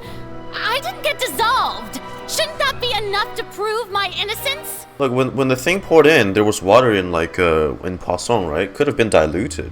She was really willing to keep proving her lie. Wait, but what's the point? Since you're really human, dissolving yourself doesn't help anyone. After extensive discussion, we exchanged it for a sample that is not concentrated enough to dissolve an actual human. Diluted, After like I all, said. On the off chance that something entirely unexpected might occur, Like what just we happened. don't want anyone else to lose their life to the sea. I can't believe you... But what's really going on here? Furina can't have not known the consequences of touching the water as a human. This is too unlike how she usually acts, unless it's actually more important for her to keep up her facade than to save her own life. No, but like, the point is, I'm saying it really was literally concentrated primordial seawater. It would have dissolved you, and it proves that you are human anyway. Either way, you don't have a way out of this. Listen to me, everyone. Please don't give me such cold and disdainful looks. What happened just now didn't prove a single thing. Think about it. How can you conclusively prove that an Archon can't also be affected by the primordial seawater? Also, if I was really just a human, why would I dare to just put my hand in that kind of water? She's gonna start crying. Yeah, no, that's not gonna do it. Look at those judgmental Please, faces. Everyone, just listen to me. I swear, I really am your Archon. She's crying. I'm sorry. I mean, like, we gave you your chance, didn't we? In the box, you didn't take it. Look, we didn't want to do this. I don't think anything she says at this point will sway anyone. The odds are just too stacked against her now. I'm sorry. I believe the time for arguments and presentation of evidence has come to an end. If there are no objections, we will move on to the final judgment. Wait. Let me guess. The Orchis Mécanique d'Analyse is this time, instead of only sentencing her to be guilty, it's gonna additionally make it so it's a death sentence. Our plan isn't to want her dead, we just want her to confess. I don't think anything she says at this point will sway anyone. She's Too stacked against her now. She's gonna break. Look, I feel bad, but what do you... Oh. In my capacity as Chief Justice, I shall now render judgment on Furina's misrepresentation of herself as the Archon of Fontaine. As a human who knowingly deceived her fellow citizens, Furina is... guilty. Everyone's leaving you. Oh my god, she just sat down. Crying on her throne. We shall now turn to the Oratrice Mécanique d'Analyse Cardinale to render the final verdict on the charges. Oh, here's our sterile summoning ticket animation.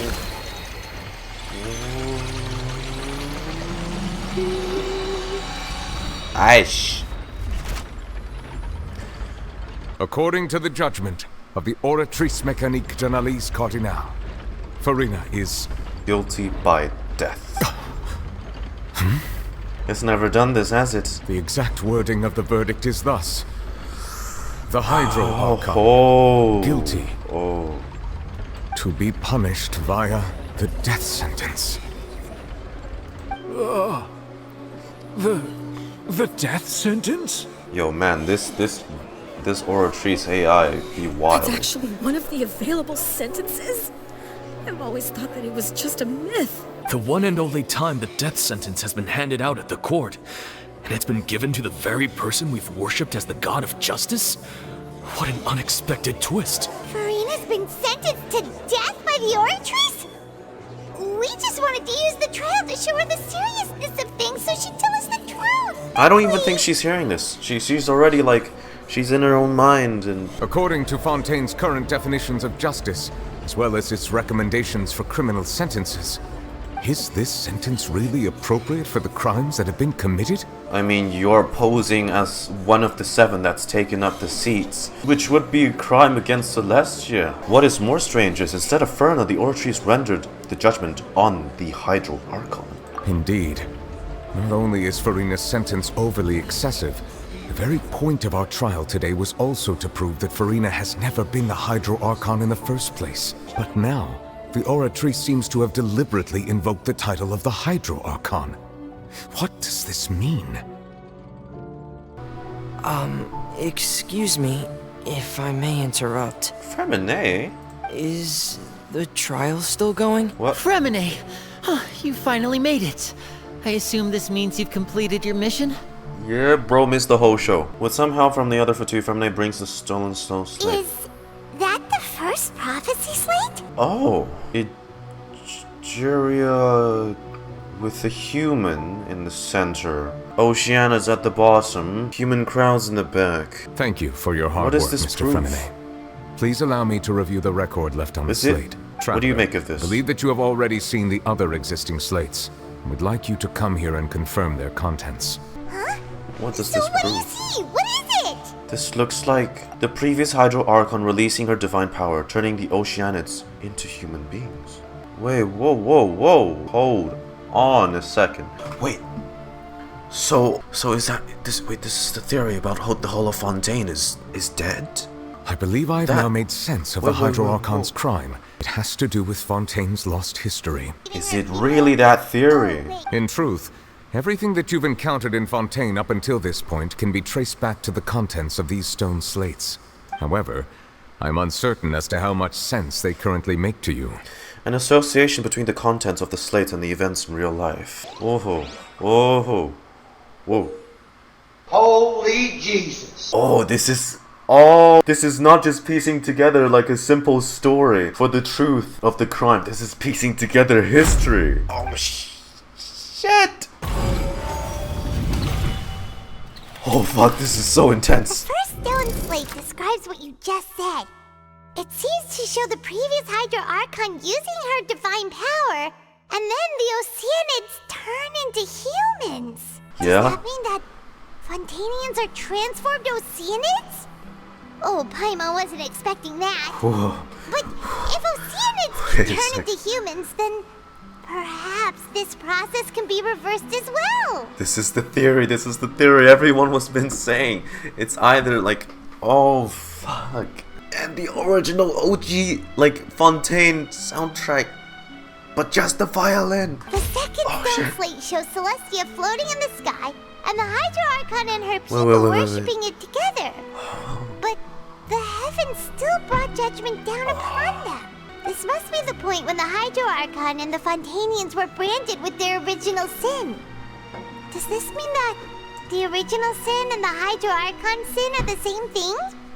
The third slate shows the Hydro Archon sinking into the sea surrounded by many people. That reminds Paimon, didn't we also watch that happen to someone else? Well, the fourth slate is the prophecy the Fontainians have been talking about. People dissolving into the sea, the Hydro Archon crying on her throne, and so on. We didn't believe that such a crazy disaster could happen at first, did we? But after that incident, it was just a question of when and not if. Oh shit. Okay. Oh. Fuck, lads. Oh shit. It seems to be showing the former Hydro Archon using divine powers to turn Oceanus into people. Oh my god. This is so intense. It looks so simple, but there's this feeling of pressure. I'd say it's this. Yes. We know from the case of the serial disappearances of young women that Fontainians can be dissolved in primordial seawater. And the first stone slate tells us that long ago, the Hydro Archon used her power to turn Oceanids into humans. This might be the reason that Fontainians can dissolve. Because their true form has always been the water. It shows Celestia floating in the sky and the Hydro Archon and her people worshipping it together. But the heavens still brought judgment down upon them. Perhaps what is about to take place has all happened before. The true sin of the Hydro Archon that Neuvillette mentioned, and the original sin cast down on the people of Fontaine by Celestia, as recorded on the stone slates. It shows the Hydro Archon sinking into the sea surrounded by many people. Navia. When Navia fell into the sea, her consciousness was subjected to judgment. The stone slates show the people gathered around the Hydro Archon in the sea. It's the same, like, memory state Navia was in. This is the prophecy we know. We've known since coming here. The background is that of inside the opera house, sitting alone on her throne. Which one correlates to that? I'm gonna try Neuvillette's one first. It is. A prophecy from the stone slates found its way into society, but not many people believed it at first. The fortress of Meropide was nearly flooded with primordial seawater, which we know can cause Fontainians to dissolve. Seems increasingly likely that the prophecy may come true. If we hadn't dealt with it in time, things could have gone very badly. Oh yeah. That's the full truth. They'll dissolve into the primordial sea but won't cease to exist. Their essence will flow in the seawater.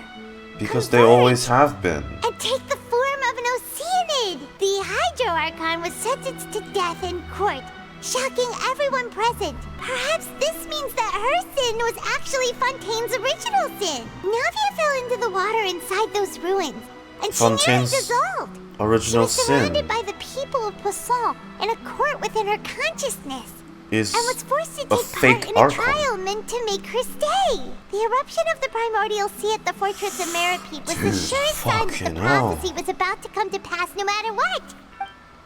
The prophecy's contents can all be verified by recent events. If we combine what we know together, loads of truths should come to light. Verification complete. The whole truth. But then it feels like we're going to have to share some truly shocking revelations. World-shattering ones. Hey people, every one of you guys are, water birds. The first slate reveals that Fontainians are not humans. Incredible. Lyney, did you hear that? We're not real humans. Even the playable characters too? All Fontainians were originally created by the late previous Hydro Archon, with Oceanids as their basis. The evidence for that can be found in how only Fontainians could dissolve in primordial seawater, and how all the girls Vacher dissolved were also turned into Oceanids. According to Navia, when she was about to get dissolved, she also saw everyone gathered around for a trial. All of them in the shape of Oceanids. God, that looks so weird. The second slate reveals that the crime of the Hydro Archon was their creation. Wait, is this because... Is the reason that she felt the need to create them in the first place is that Fontaine, Olaf Fontaine, like when Ramus was around, was killed off in the Cataclysm? Or was Fontaine just empty to begin with? Imagine 10 Rhodias telling you water's power is its ability to take any shape. Yeah, and it follows from the content of the first slate that she probably angered Celestia by creating humans without prior permission. That could also explain why the Oratrice judged the Hydro Archon to be guilty. It's to account for that ancient sin. The Hydro Archon's true sin was creating us? And yet, after many hundreds of years, the Hydro Archon's creations have turned around to try to judge the Archon within the Opera Epiclese. The twists of history are often the most unexpected of all. As for the third slate, I'm still convinced that it should come after the fourth slate. Yeah, isn't the image here just like when Navia fell into the sea? So wouldn't it be trying to show the image of the Hydro Archon also falling into the sea once the prophecy has been fulfilled in the fourth slate? The fourth slate depicts the fulfillment of the prophecy, as it's already widely known. You've made some keen deductions.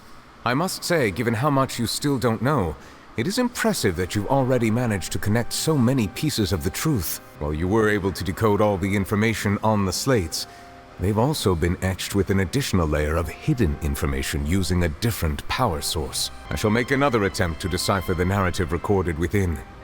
If everything goes well, we should finally be informed of the unadulterated truth. Hit us with it. Ooh.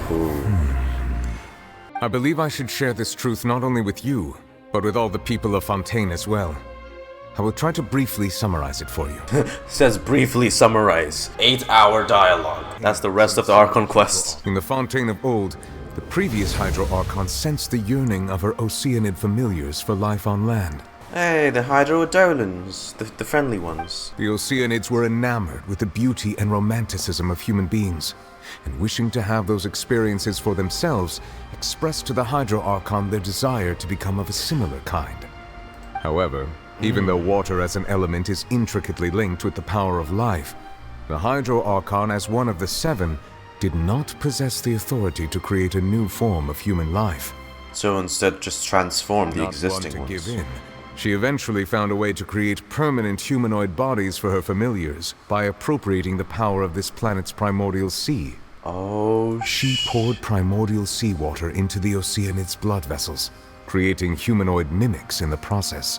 This is very close to the theories everyone was circulating. But if Fontainians were to ever come into direct contact with water from the primordial sea, the power within their bodies would escape these artificial restraints and return to the sea. As a result, their forms would collapse, and they would be reverted to their original forms as Oceanids. I see why people were disproving the theory to begin with. It's because, remember the Velour and Mirage event? Or the summer event, where Adia, right, was also an Oceanid, making Oceanid mimics from Hydrodolans. They all had this signature blue glowy-eyed thing because this was an Oceanid's power.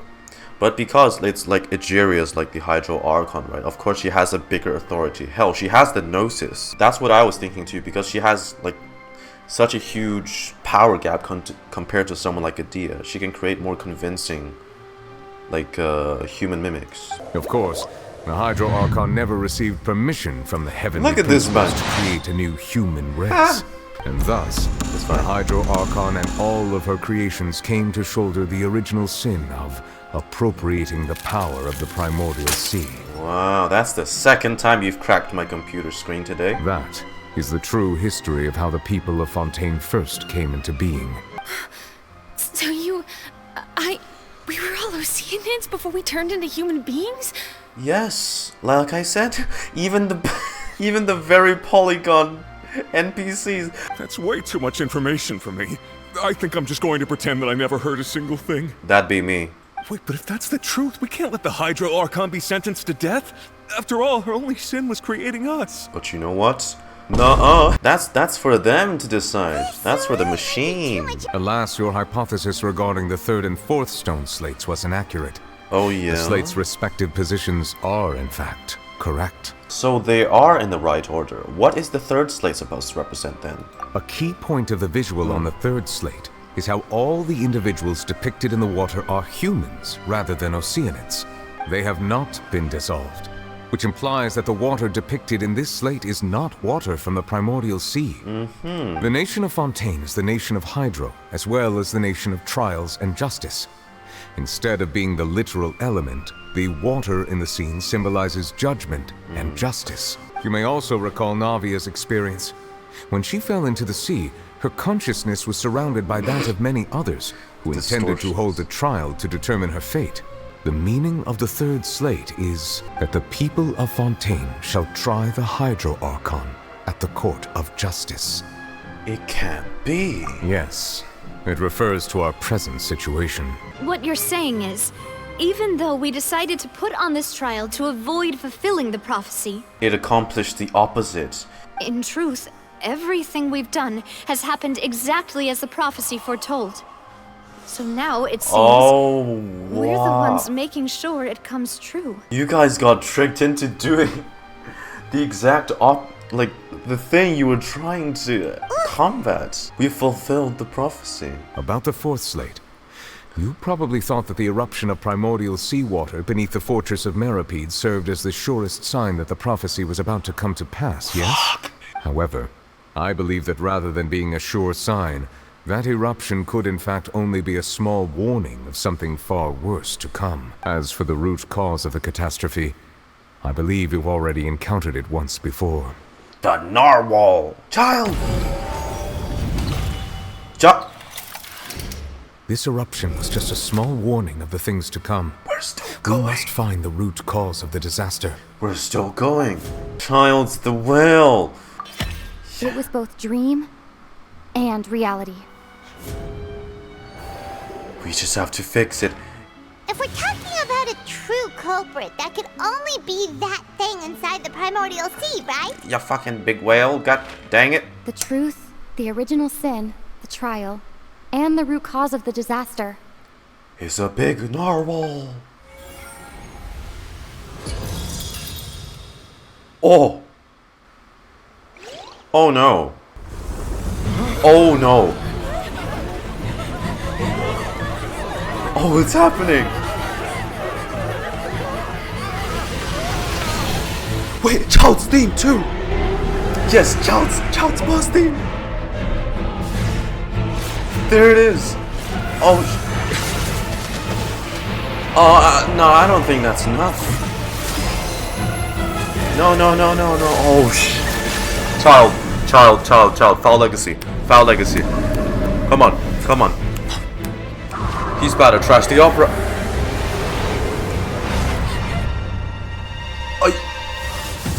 Child! There he is. And his theme's going too. Oh shit. Yeah.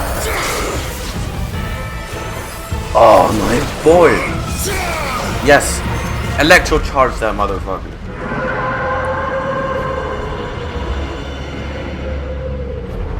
There you go. And we're gonna jump in after it. Right, no? Oh, that's wearing in. Oh, that's gonna eat away at your life force so much, though. Child.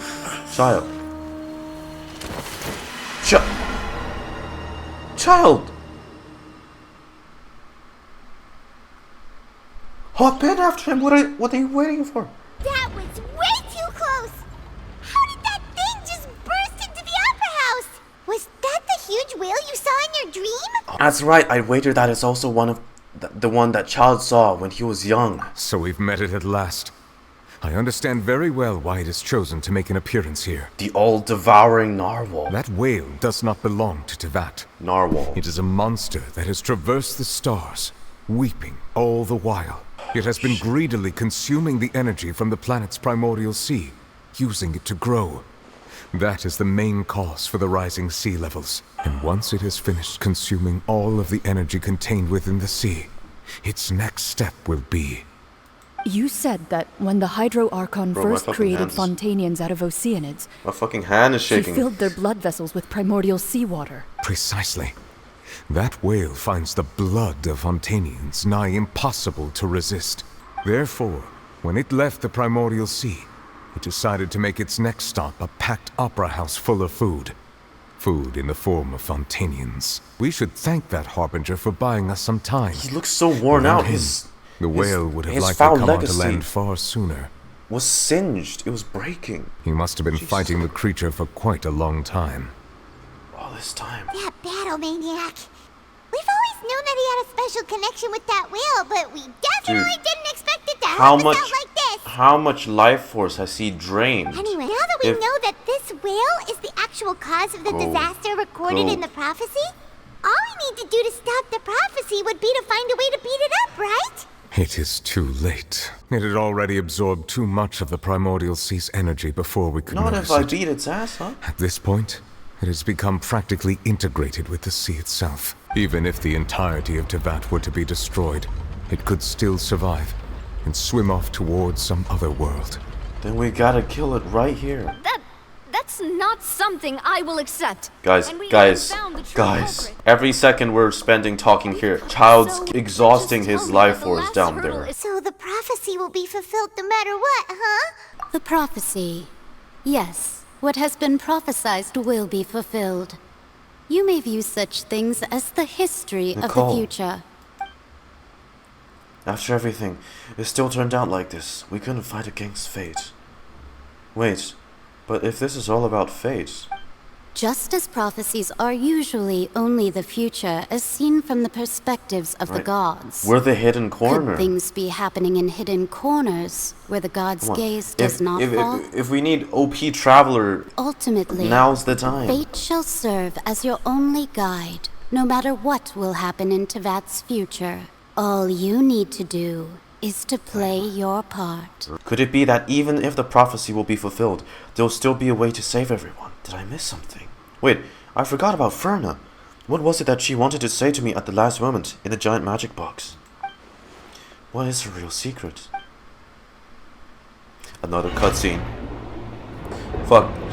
They're hitting me with one after the next. The sword, the giant sword. What's happening with the oratories? The giant sword. I believe it is preparing to carry out the death sentence. She's still... Furina!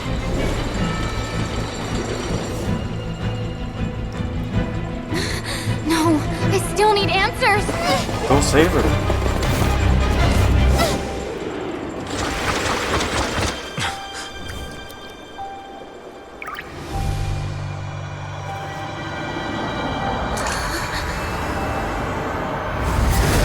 What?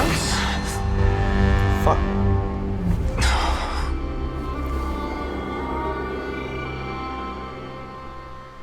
Whoa. Whoa, she changed a whole new outfit. Whoa.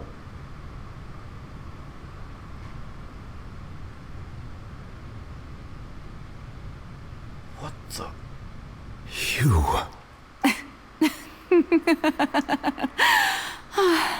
Oh, it's a much deeper voice. Too. Sorry, that shocked expression on your face is just too amusing. I couldn't help myself. You are not Furina. Who are you? The sweet sound of bewilderment. Folcalors. Marvelous. A sure sign that my attempt to deceive everyone was a resounding success. But to answer your question, I am Folcalors. You know, the god. Can we get that outfit? Folcalors. Why did you deceive us?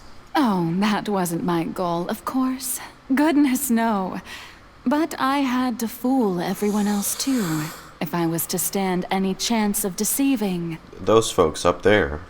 The heavenly principles. Yep. Deceiving the heavenly principles.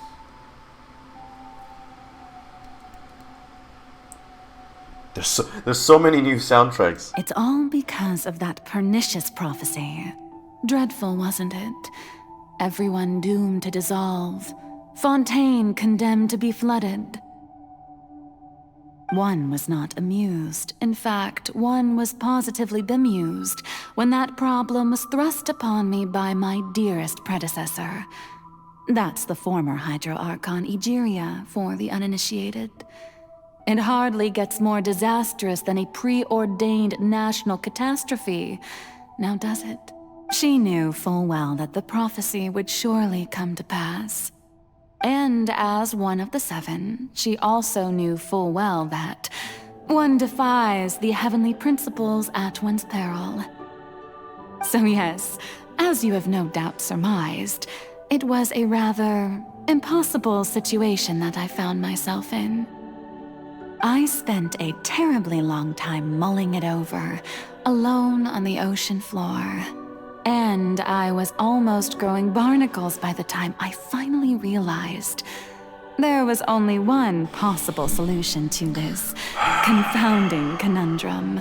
I had to outwit the heavenly principles, allow the prophecy to be fulfilled, ostensibly at least, while saving everyone at the same time. This is different kind of sassiness I'm not used to.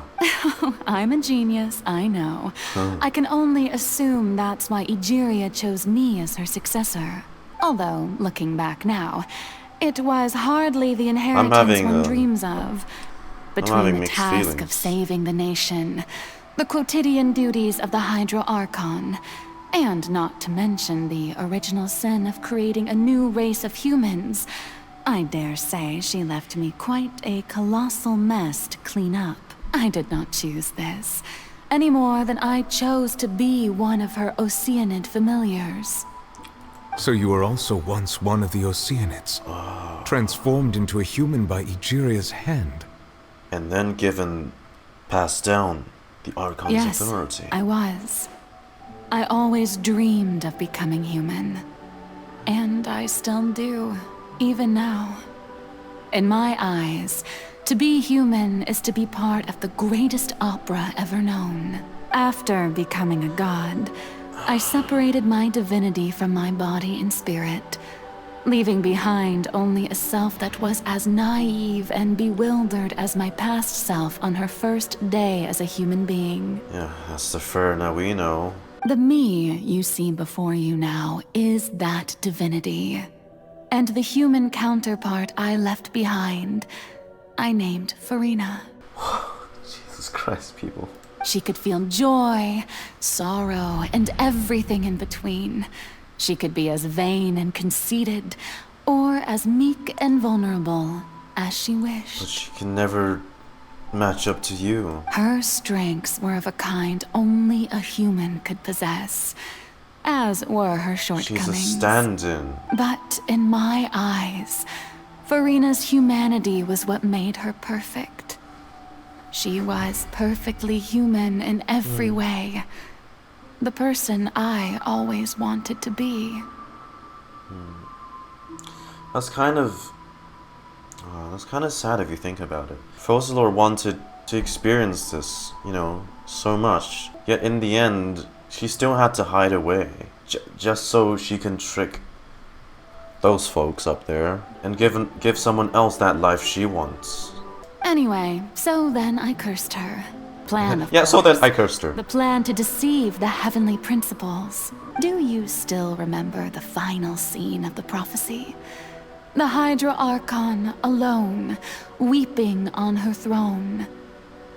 In order that the prophecy might appear fulfilled, I invited Furina to be an actress, to play the part of the Hydro-Archon in the prophecy.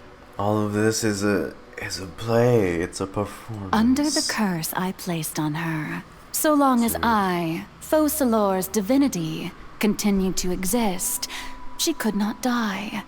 But nor was she free to live her life in the pursuit of happiness. Instead, she was forced to take the stage in the opera house, to embrace the role of leading lady, to forever play the part of the god from the prophecy, all to create a deceitful appearance of that prophecy coming to pass.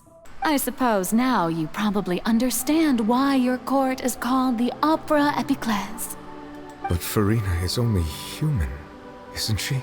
Even though she has had a long life, her mind is no stronger than that of any other ordinary human being. Dude, Neuvillette sounds so, heartbroken almost. I cannot begin to fathom what she has had to endure. It must have been torture for her. It has indeed. And although she is, in a sense, me in human form, I most definitely owe her an apology for it. I don't think a simple sorry is enough. She's had to run, make excuses, and hide from everything. She probably feels so useless. It's been 500 years. Of putting up with this. And all along, she's been playing her part in the most unimaginably long, unbearably lonely, and agonizingly painful opera of all time. I came into contact with Furina's tears. If I remember correctly, tears often contain a being's strongest emotions. With sufficiently strong hydrosensitivity, I can form an emotional connection, just like I did with that Oceanid at Fountain of Lucine. Wait, could this be Furina's inner world? Furina? What is she doing on stage? Wait a moment. That probably isn't Furina. This is likely a reflection of her inner self. If I can directly speak to that self, I might be able to easily get what I wanted to know. I came here for answers. Either way, this opportunity is not to be missed. Let me try talking to her. You had to show her all that, hmm? Oh? Who permitted you to come onto the stage? Now, I understand your admiration for my august self, but I must ask you to keep to the rules. Come on. It's me. All right. It is not my intent to reprimand you. There is no need to state your name. Just be off with you. Do not distract me from my performance. But I don't see an audience here. Oh, do not jest. Oh, that's creepy. Can you not feel it? I am Folcalors. The eyes of countless Fontainians are upon me. I must, at all times, display the utmost elegance and nobility. Something's off. There's no getting through to her. Even in her heart of hearts, she's still playing the role of the Hydro Archon. But it's leaking through, you see. What sort of resolve must she have that even her inner self and subconscious would have such an impenetrable defense? Dear audience, the performance is experiencing a technical difficulty, but worry not. The guards shall resolve it soon enough. Settle down! Shackles. I'm fighting her inner demon. Hey, what gives? The audience Chains. is still watching me, you know. Guards? Wait, where are the guards? Guards! You don't have to keep up the act anymore. That's all the spotlights turned off. In Furina's heart, they must have symbolized the eyes of the people on her. Speaking of which, I think I just received some sort of signal. Was that a true voice? A ticket? When did it end up here? Furina's performance.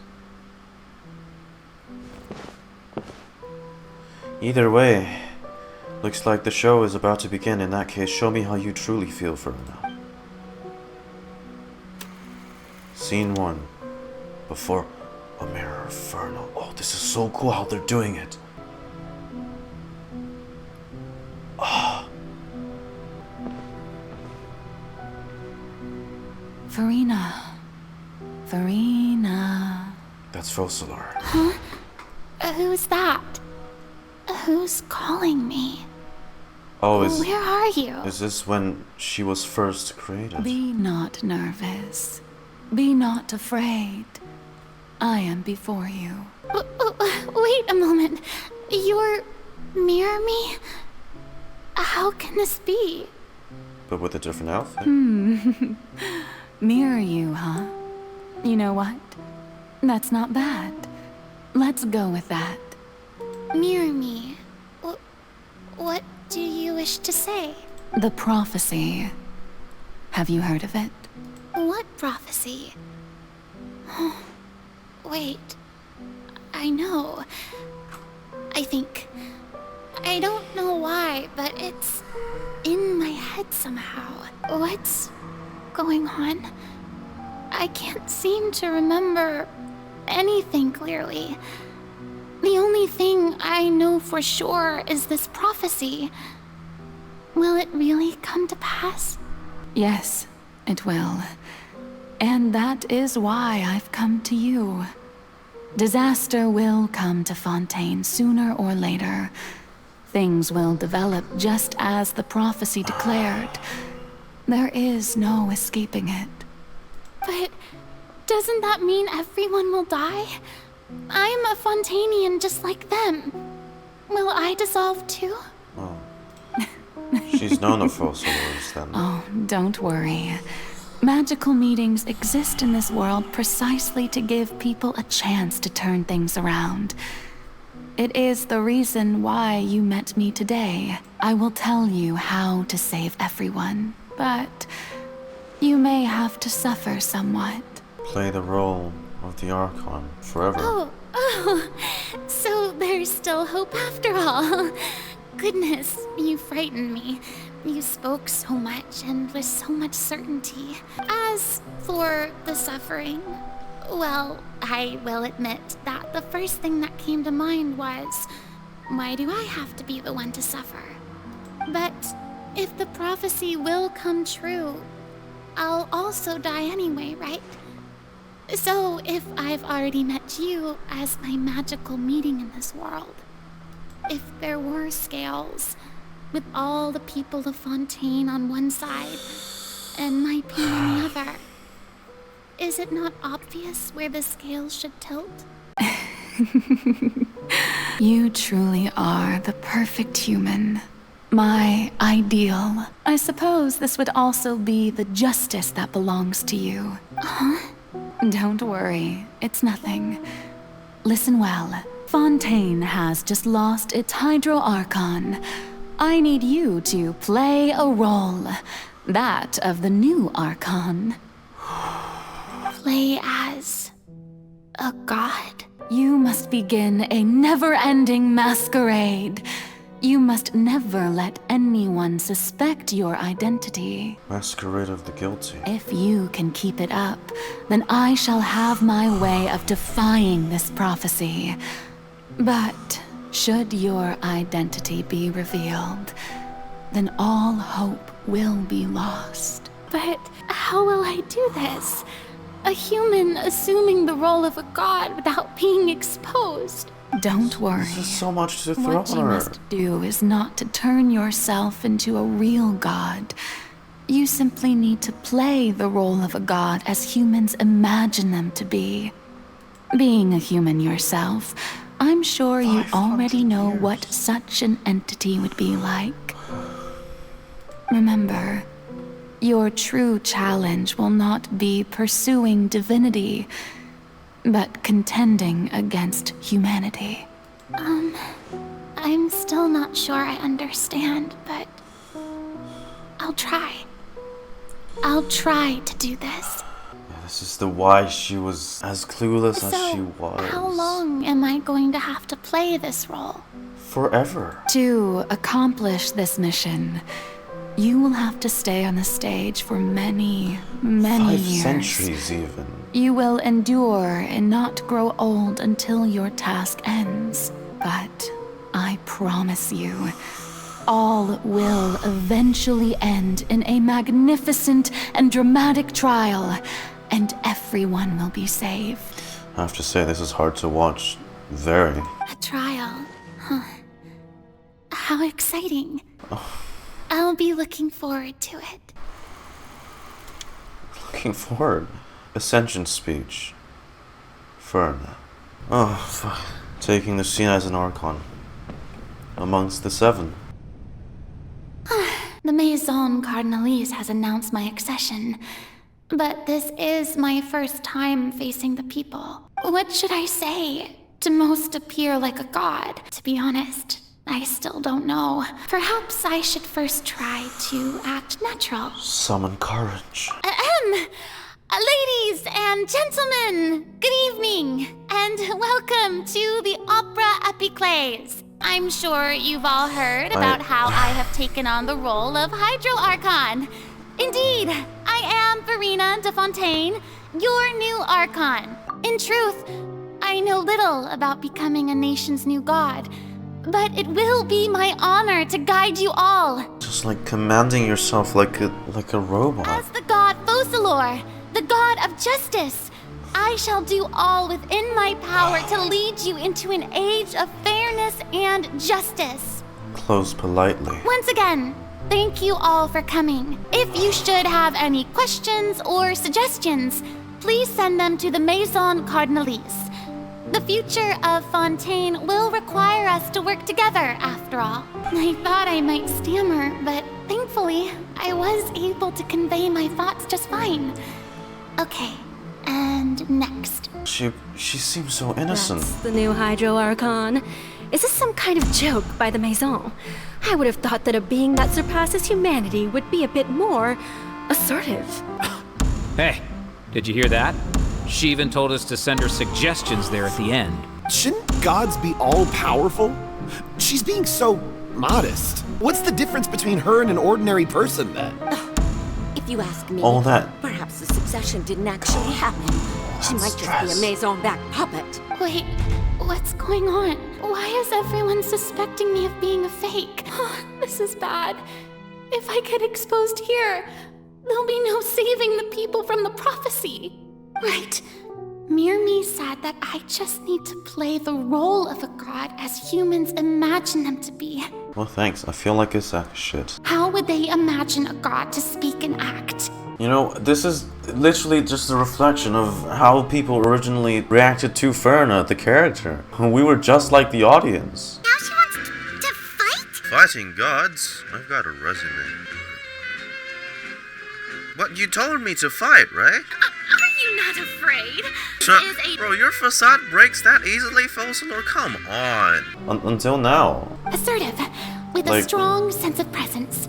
One we who didn't can think dispel much of all her. doubt. That is the character I'm fated to play. We didn't think she, was capable at all.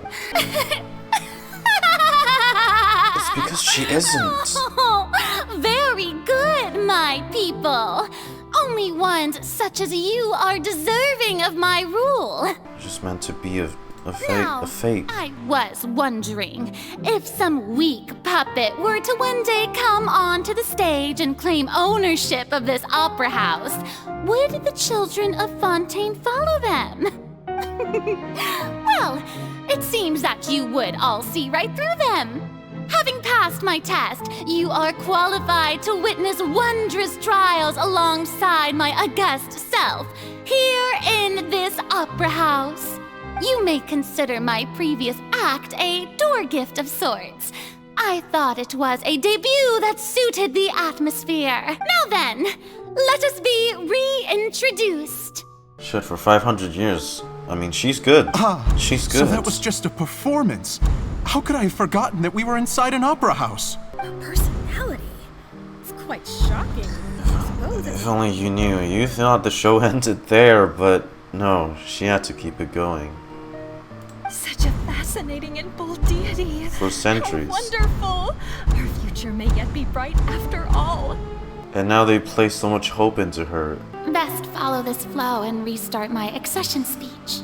Resolutely with conviction. My dear people, whether you acknowledge me or not, whether you trust me or nay, I say to you, keep faith in your ardor for justice. We have heard it said that this nation's sins can no longer be washed away. Well, I say that justice is most fragrant when it blooms amid sin. Turn up the drama. The scales of justice should not weigh heavy in the hands of its God. On one side, it must carry fairness and justice. And on the other, praise and applause. May law be the prayer on our lips. May judgment be our worship. Let us light the fires and drink to the future of Fontaine. End this speech emphatically. There is no trouble in this world that justice cannot solve. All that is needed is for you, my people, to believe in it, heart and soul. So long as I, the Archon Folcalors, stand within the Opera Epiclese, so long as I stand before the Oratrice, I shall even judge the gods of this world!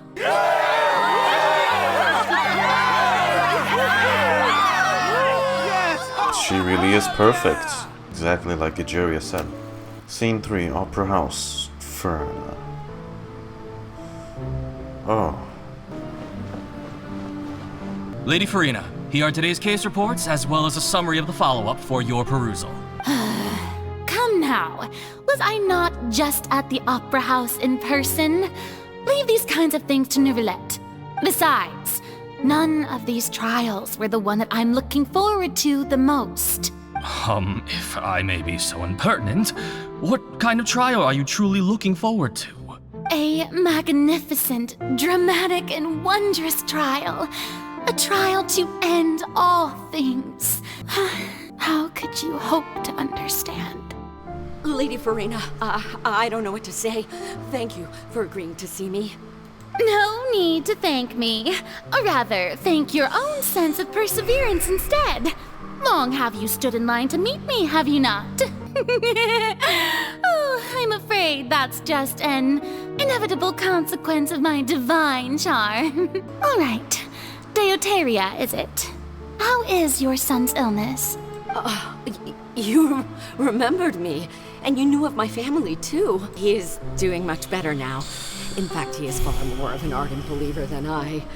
He was the one who forced me to seek an audience with you, and to bring your words back to him. Oh, good. Very good.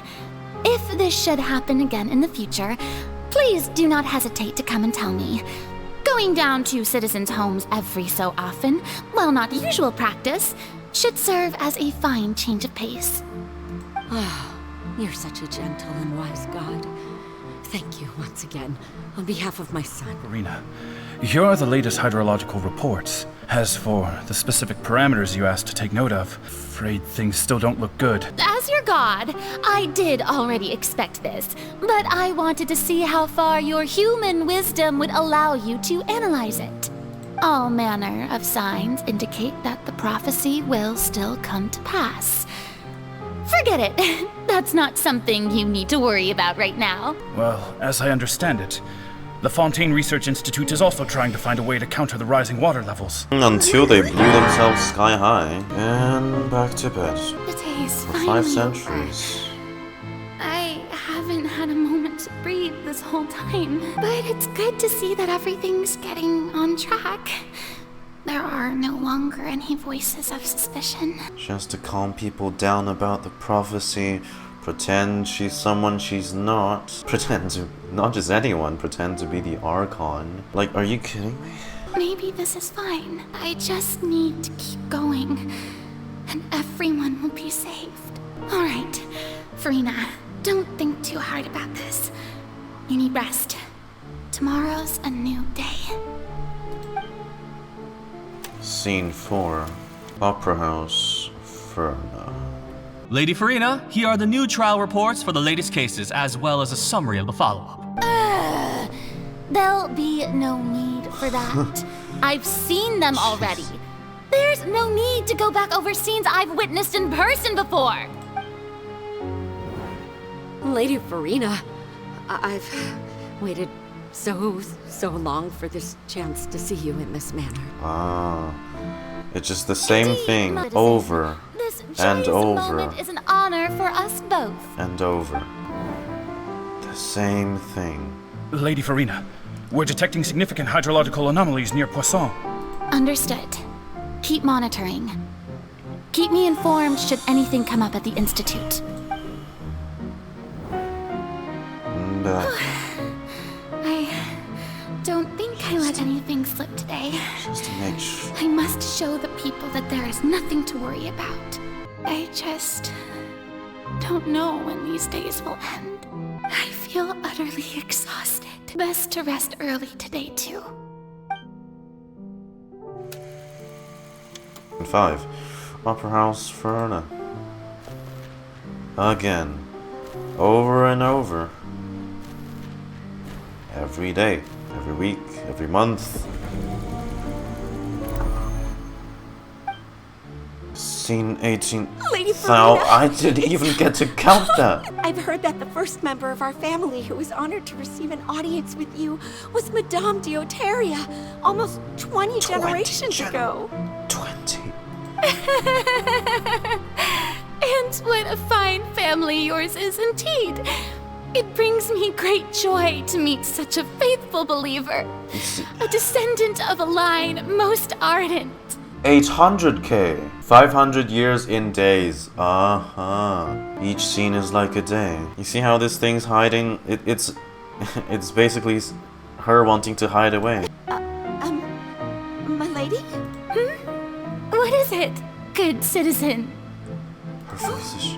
Are you crying? God.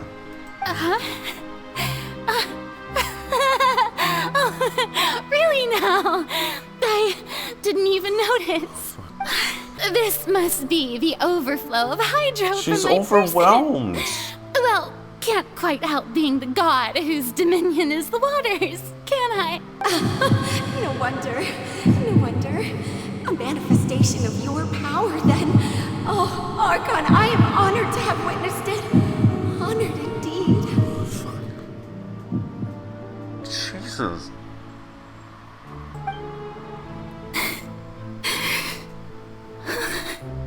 Like, it's been 500 years, who knows how many times she's done that. So interminable.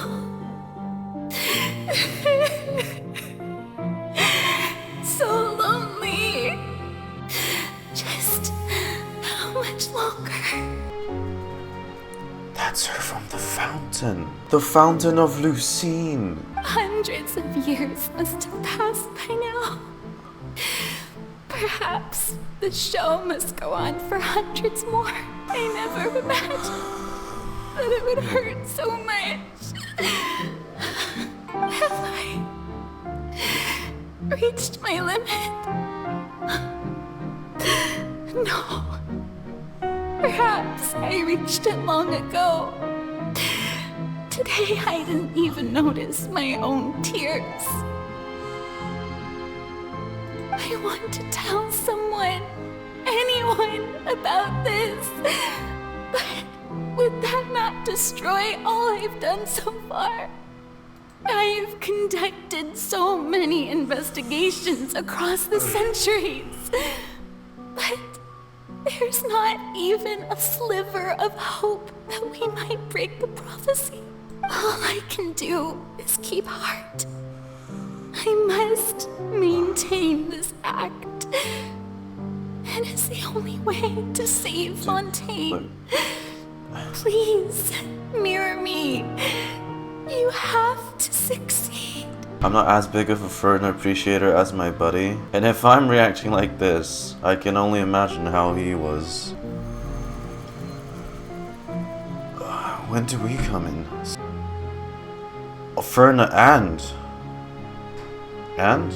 Furina, you don't have to shoulder this burden alone. Although I don't know what you might be keeping from everyone. Your people are more than willing to share your burden with you. That is exactly what I said. That's my voice in this scene. Shit, I forgot. Right, yes, we're watching this. Oh, fuck. This was recent. Share my burden. That's impossible. It was fated right from the start that this would be my duty alone. Because if you told anyone else... But even if your burden doesn't need to be shared, you can still choose to confide in someone. Just share it with me. I'm what you'd call a witness. I've heard that you came to Teyvat from beyond the stars, yes? In other words, you never belonged here. And if Teyvat is, in its entirety, a show on a stage, then you're just a spectator, aren't you? If that's the case... She's right. I could confide in her, couldn't I? But if things don't play out as expected, the people of Fontaine will be the ones to pay the price. And then we did that whole scene, forcing her to do the one thing she's kept hidden for the past 500 years. Alright, okay, well, yeah, thanks. I hate myself for Furina, even you orchestrating shouldn't that. be selfish. But what if it's really alright? Furina, you've worked so hard for so long. Surely it would be okay to put yourself first for once.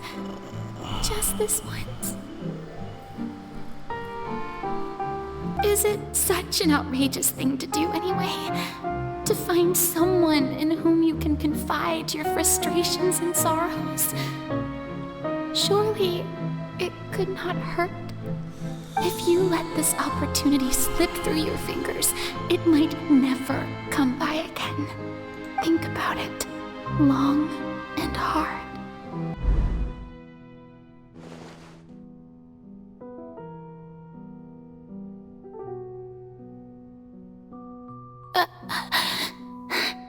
No, I have nothing to say.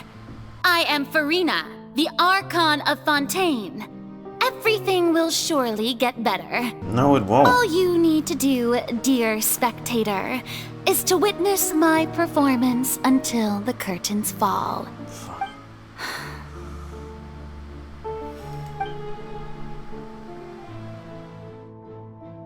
Fine.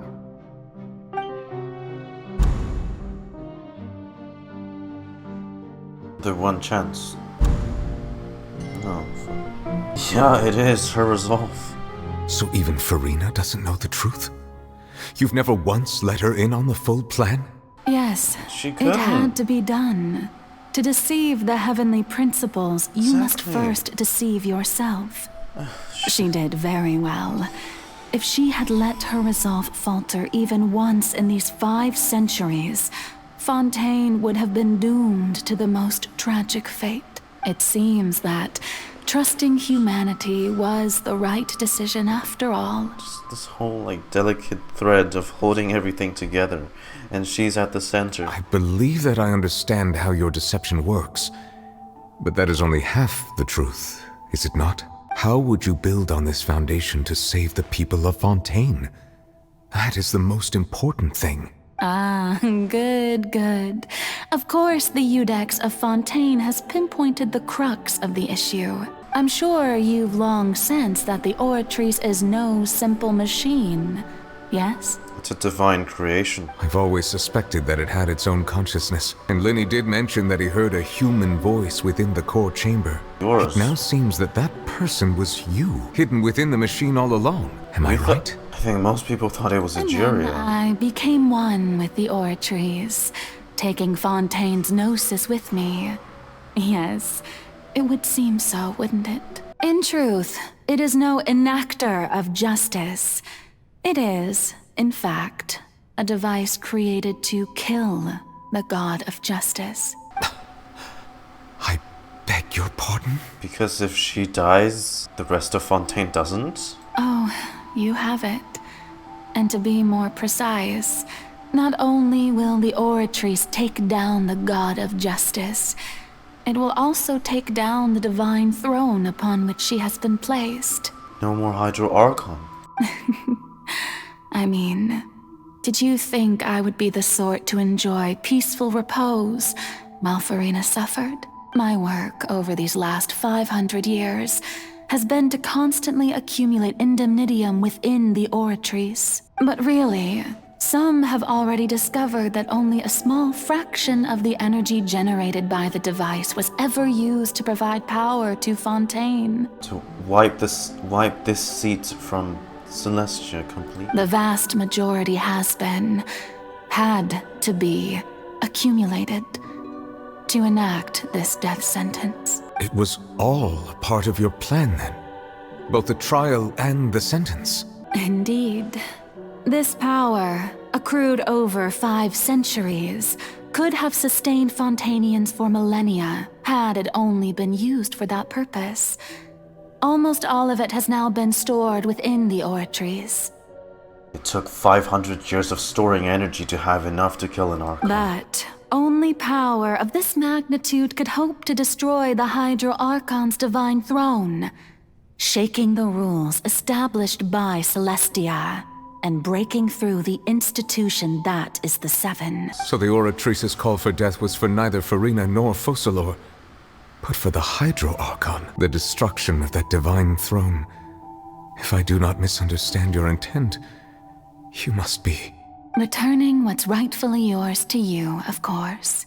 Your sovereign powers. In other words, this was all done to return the authority of the Hydro Archon to the Hydro Dragon of this planet.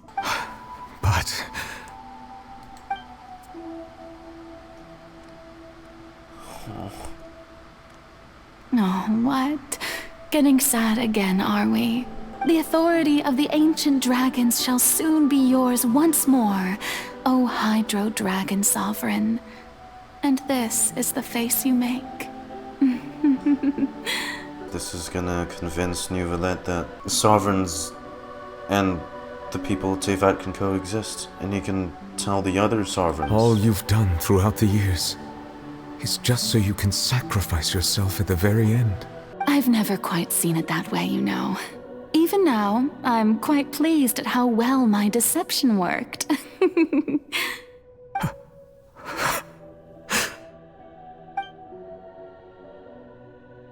Hydro Dragon, don't cry. I must say, had it been within my rights, I would have loved to judge the heavenly principles themselves.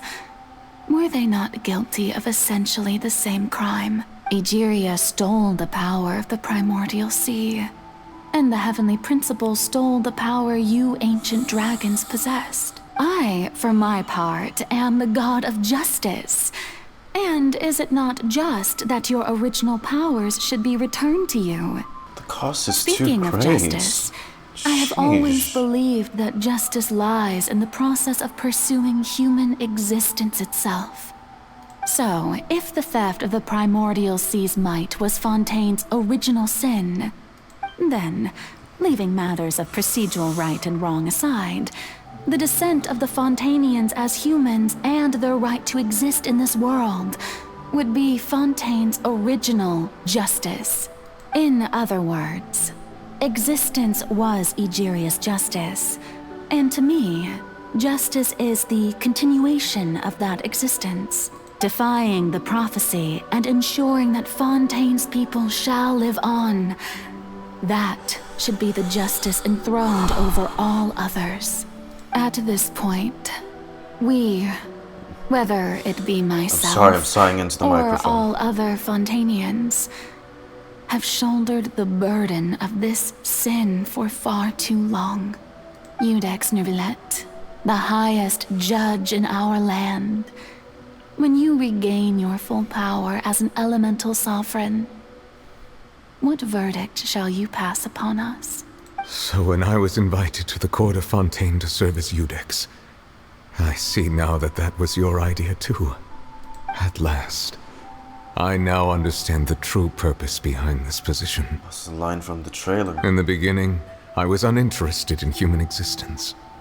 But these 5 centuries of living alongside them have gradually brought about mutual understanding between us.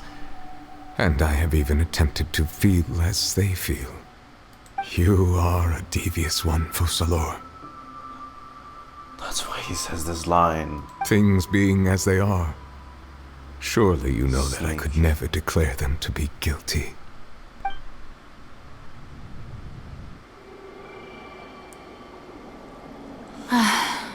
The hour of my execution is almost here. For the sinner, the curtain call has come. I know I may not sound it, but faced with death, I find myself a little afraid. Perhaps this is one thing both gods and humans have in common.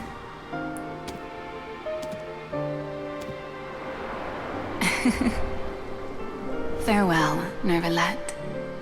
I hope you've enjoyed the part you played these 500 years.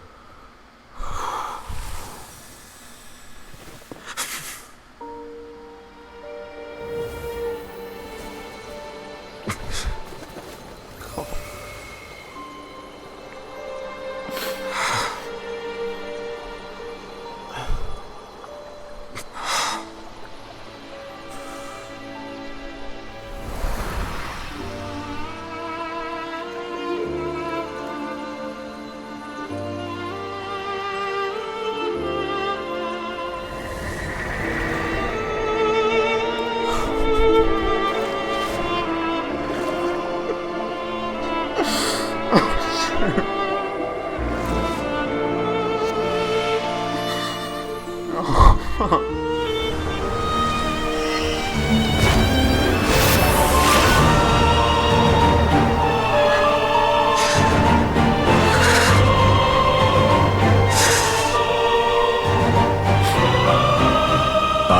Iudex Neuvillette, hereby declare, people of Fontaine, your sins are forgiven.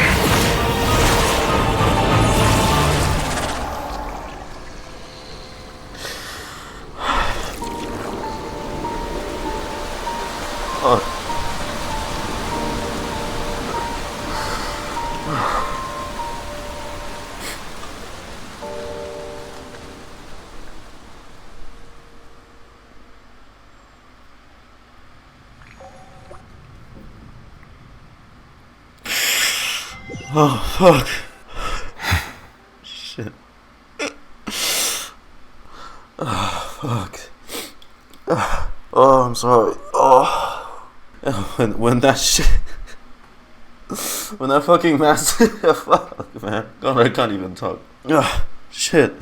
Oh, when that message appeared... No, dude, I lost it then. Fuck. Oh, fuck me, bro. So essentially, she's given Furina her own free will. Oh, that scene when he goes up into the air while it's still raining. Ah, fuck. I was so sad I forgot to move my legs. Ah, shit. I need to feel my legs again. And I thought Nahida and Rukitevada's scene made me cry. That was nothing. This was... Wow. You know what? No, I can't clap yet. I can't clap yet. Well, not yet at the end. I swear, if they manage to make me cry again. I feel numb, guys. What just happened? Has the death sentence been carried out? Was that bright light some sort of misdirection? I have a feeling that something huge just happened. But since we're all still alive and haven't been dissolved, I assume whatever happened was good for us. For you, yeah, but for her, she's gone. There's no more Folcalors. There's only Neuvillette left now. And Furina, I don't know. I don't know what's in store for her. That means the seat, a whole seat has been just erased, removed. Is that it? It's time to end this. We must mete out punishment to that beast. Oh, fuck yes. Fuck yes. I have gained the strength sufficient to deal with it. Oh. Through certain means. And it's fitting, my team. Now have the ability to separate the power. My of the primary Primodials team is Neuvillette's hydro pump. We should seize the opportunity to pursue our quarry. He obtained the power just now. So on his end, he witnessed Folcalors get executed. On our end, we witnessed a performance by Furina. Traveler, now that the oratories can no longer function, I require an executor to help me mete out justice. You mean me? The root of the calamities befalling Fontaine. The beast that enacts the prophecy. Its name is the all-devouring Narwhal. Oh, what you know? How kind of our big whale fella over here to hold the door open for us. Free ticket to get yourself killed. Ah, yeah, that does make sense. Before the primordial one, all the places were ruled by their individual sovereigns. Now Neuvillette is to rule Fontaine. Come with me, traveler. Yeah. The hour of execution has come. Man, fuck that whale, bro. Fuck that narwhal.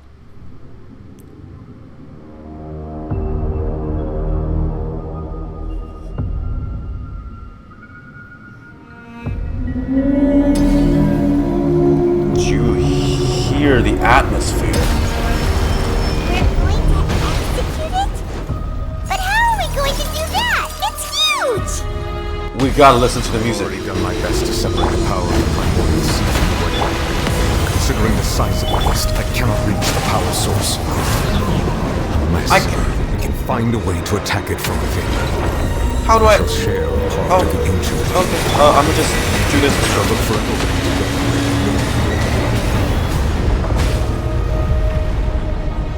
Look, I want to listen to the music, but I'm also scared that it's gonna do some one-shot nuke move. Okay, we'll give it time. We'll give it some time. Its bars building up. That's why I'm scared. Shadows of fate. The tides beckon.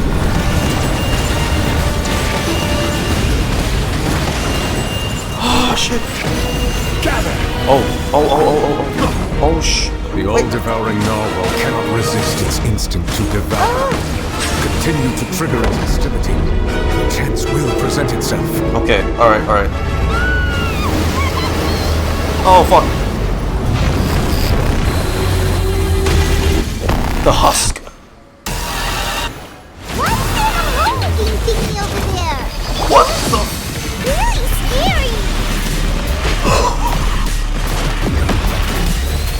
Oh. What the fuck is this? Stabilize. Holy shit, this shit is going so hard. Wind and cloud. Decided by destiny. I have granted you my Base. protection. What? Do not fear. Seize the moment and use my power to suppress what's written from within. What the?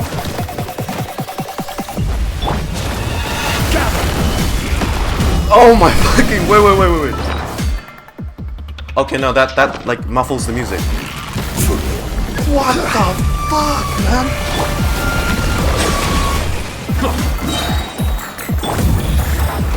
Solidify. What in the piss?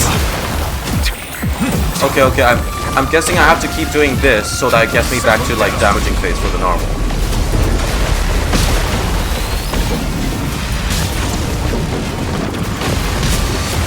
Bro, that shit went so hard. Stabilize. Oh my god, Neuvillette's like on his deathbed. Neuvillette, no. And we're back.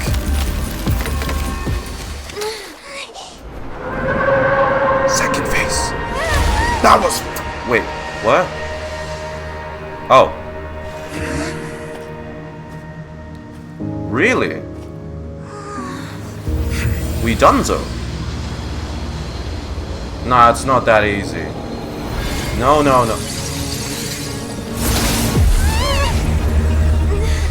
Oh, they cooking so hard with this. They are cooking so... Oh! There she is. Skirk! Okay, that's just disrespectful. She just... Yeah. Thanks for helping with the cleanup. Should have been my job, but oh well. Skirk. Wow, her thigh highs are made of the galaxy. Wait, I'm so wait, are we gonna get a second phase? That fucking music, bro. What was that? That shit dropped harder than wildfire. It was just supposed to be a short private training session for me. I didn't think that my disciple and my master's pet would start brawling in the meantime. Your master's pet. Actually, I had a feeling that it would happen at some point, but they bumped into one another earlier than I thought. What a blunder. I suppose I'll have to swing my sword 3 million times as penance. Yeah, she's just a honkai looking ass character. I thought she was a tall model. Your master's pet? That power. Who are you exactly? From what she said earlier, she must be Childe's master.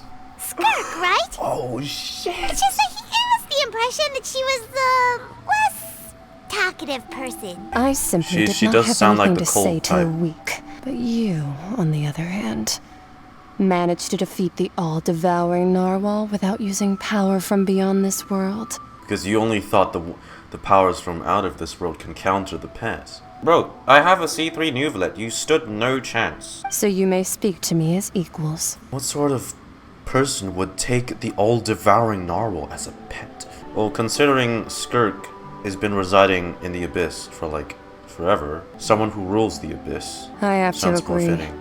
It's a strange use of a planet's primordial waters just to raise an all-devouring narwhal. Oh my god. That kind of power is wasted on it. It's not cooperative. It eats too much. And I have more important things to do with my time than pet sitting. The only thing that creature has going for it is its looks. All in all, it fails as a pet. Miss Skirk? Yeah. I think you might have missed the point. Big ass evil narwhal. That's the problem here. Well, being that this pet almost destroyed an entire nation. But I guess you can't be bothered to give two fucks, huh? So what sort of person is your master? Well, Childe's master's Master. Oh, right. So you don't know him. Sorry, I assumed you did. His name is Sertologi. Sertologi? I am unfamiliar with that name. So Master isn't sufficiently famous. How should I describe him then? Have you heard of the name The Foul? Oh, is Foul Legacy originated from him? The Foul? Foul Legacy. Still nothing? Well, how about the Visionary? Vetterfalnir then? Or Gold Rhindaughter?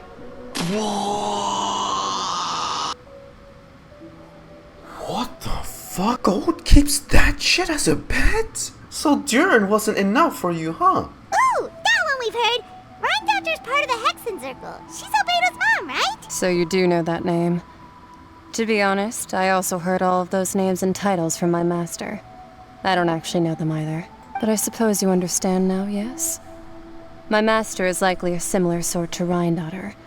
They are both pursuing some form of perfection. Oh, well. Didn't you also mention a visionary person? Paimon didn't quite catch their name. Actually, never mind that. I believe it expedient to inform you that the all-devouring Narwhal used up nearly all its strength fighting you. Wait, damn, so we actually beat it already. Such rolling hydro energies would prove kept difficult the for the planet's deep seas to digest. As such, the Fontaine back on the surface has most likely been thrown into chaos. You think? In other words, the prophecy that you've been fretting over should now be in full swing. What? No, there's little to be surprised about, Paimon. It is natural after all. The prophecy will surely come true. We knew this and accepted it. However... Not to worry. Folcalors has already managed to deceive the heavenly principles. In the end, the people will all be dissolved into the waters, and only Furina will remain, weeping on her throne.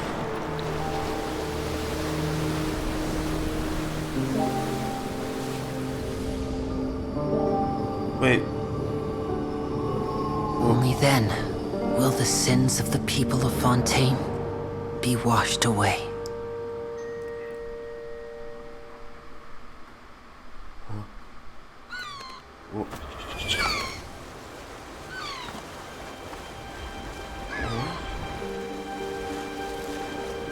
But I thought we stopped it, though. With the Folcalors' death. Help! Over here! Ah, this is where Wriothesley's boat comes into play.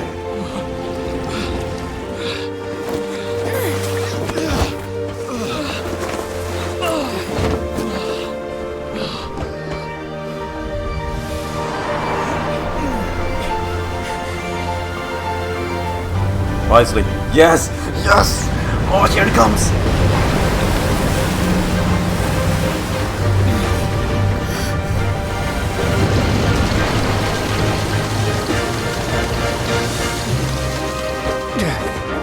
All hands, initiate emergency rescue! Oh, shit.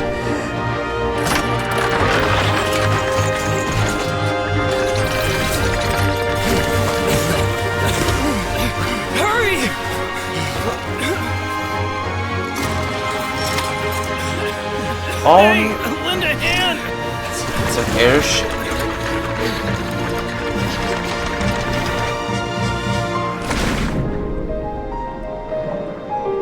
But how are we supposed to remove all the water?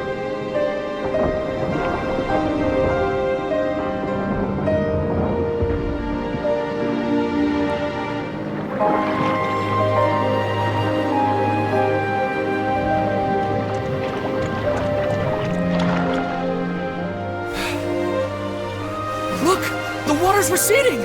Oh.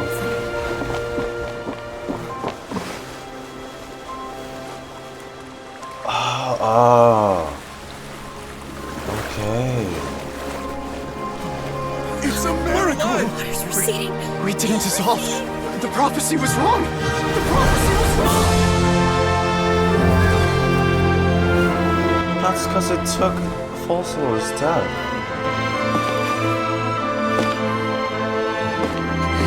Oh, it's a different rendition of the Fontaine theme.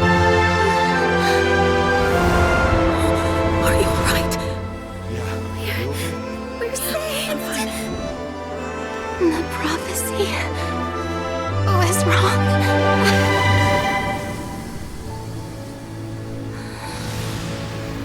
Wait, I didn't see. Does she have a vision now?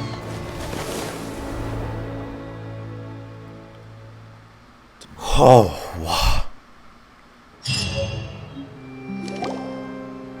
The soul renewed. The Svina attacks post-disaster rebuilding. I recently visited Poisson to meet with Miss Navia, spokesperson of the Svina, and we spoke about Poisson's present and future. Old soil can still give birth to new bloom, Miss Navia stated. Hope is like seeing a small cookie when you're starving late at night. You just need a little of it. Skyship Winglet, lunar brain of the Fontaine Research Institute. Oh, could we get to explore the ship though? No. The various disputes that have arisen on account of Mr. Edwin have suddenly become a shield over the Institute, with Jurier turning out to be a once overlooked hidden gem. Ah, Jiryu from the fortress. And should that latter person achieve a miracle, they would find it all the harder to find a word with which to classify him and his team. Wow! Paimon barely recognizes the people in the reports. Are those really Jurier and Navia? They sound like real big shots. They might have been real big shots from the stars. We just didn't meet them in that capacity. What do you think? Pretty enthralling, huh? The Steambird's idea was pretty simple. With the disaster just having passed, we would print a free edition packed to the margins with good news to calm people down. Edwin's assistant, Jurier, created a true flying ship, while Navia is leading people in the reconstruction of their home. I'm sure that these stories could draw even your well-traveled eye. Did those who dissolved come back? I don't think they did. The ones who dissolved before Neuvillette was able to enact his powers as a sovereign. Come on! Let's head to Poisson first, and then make a trip to the fortress.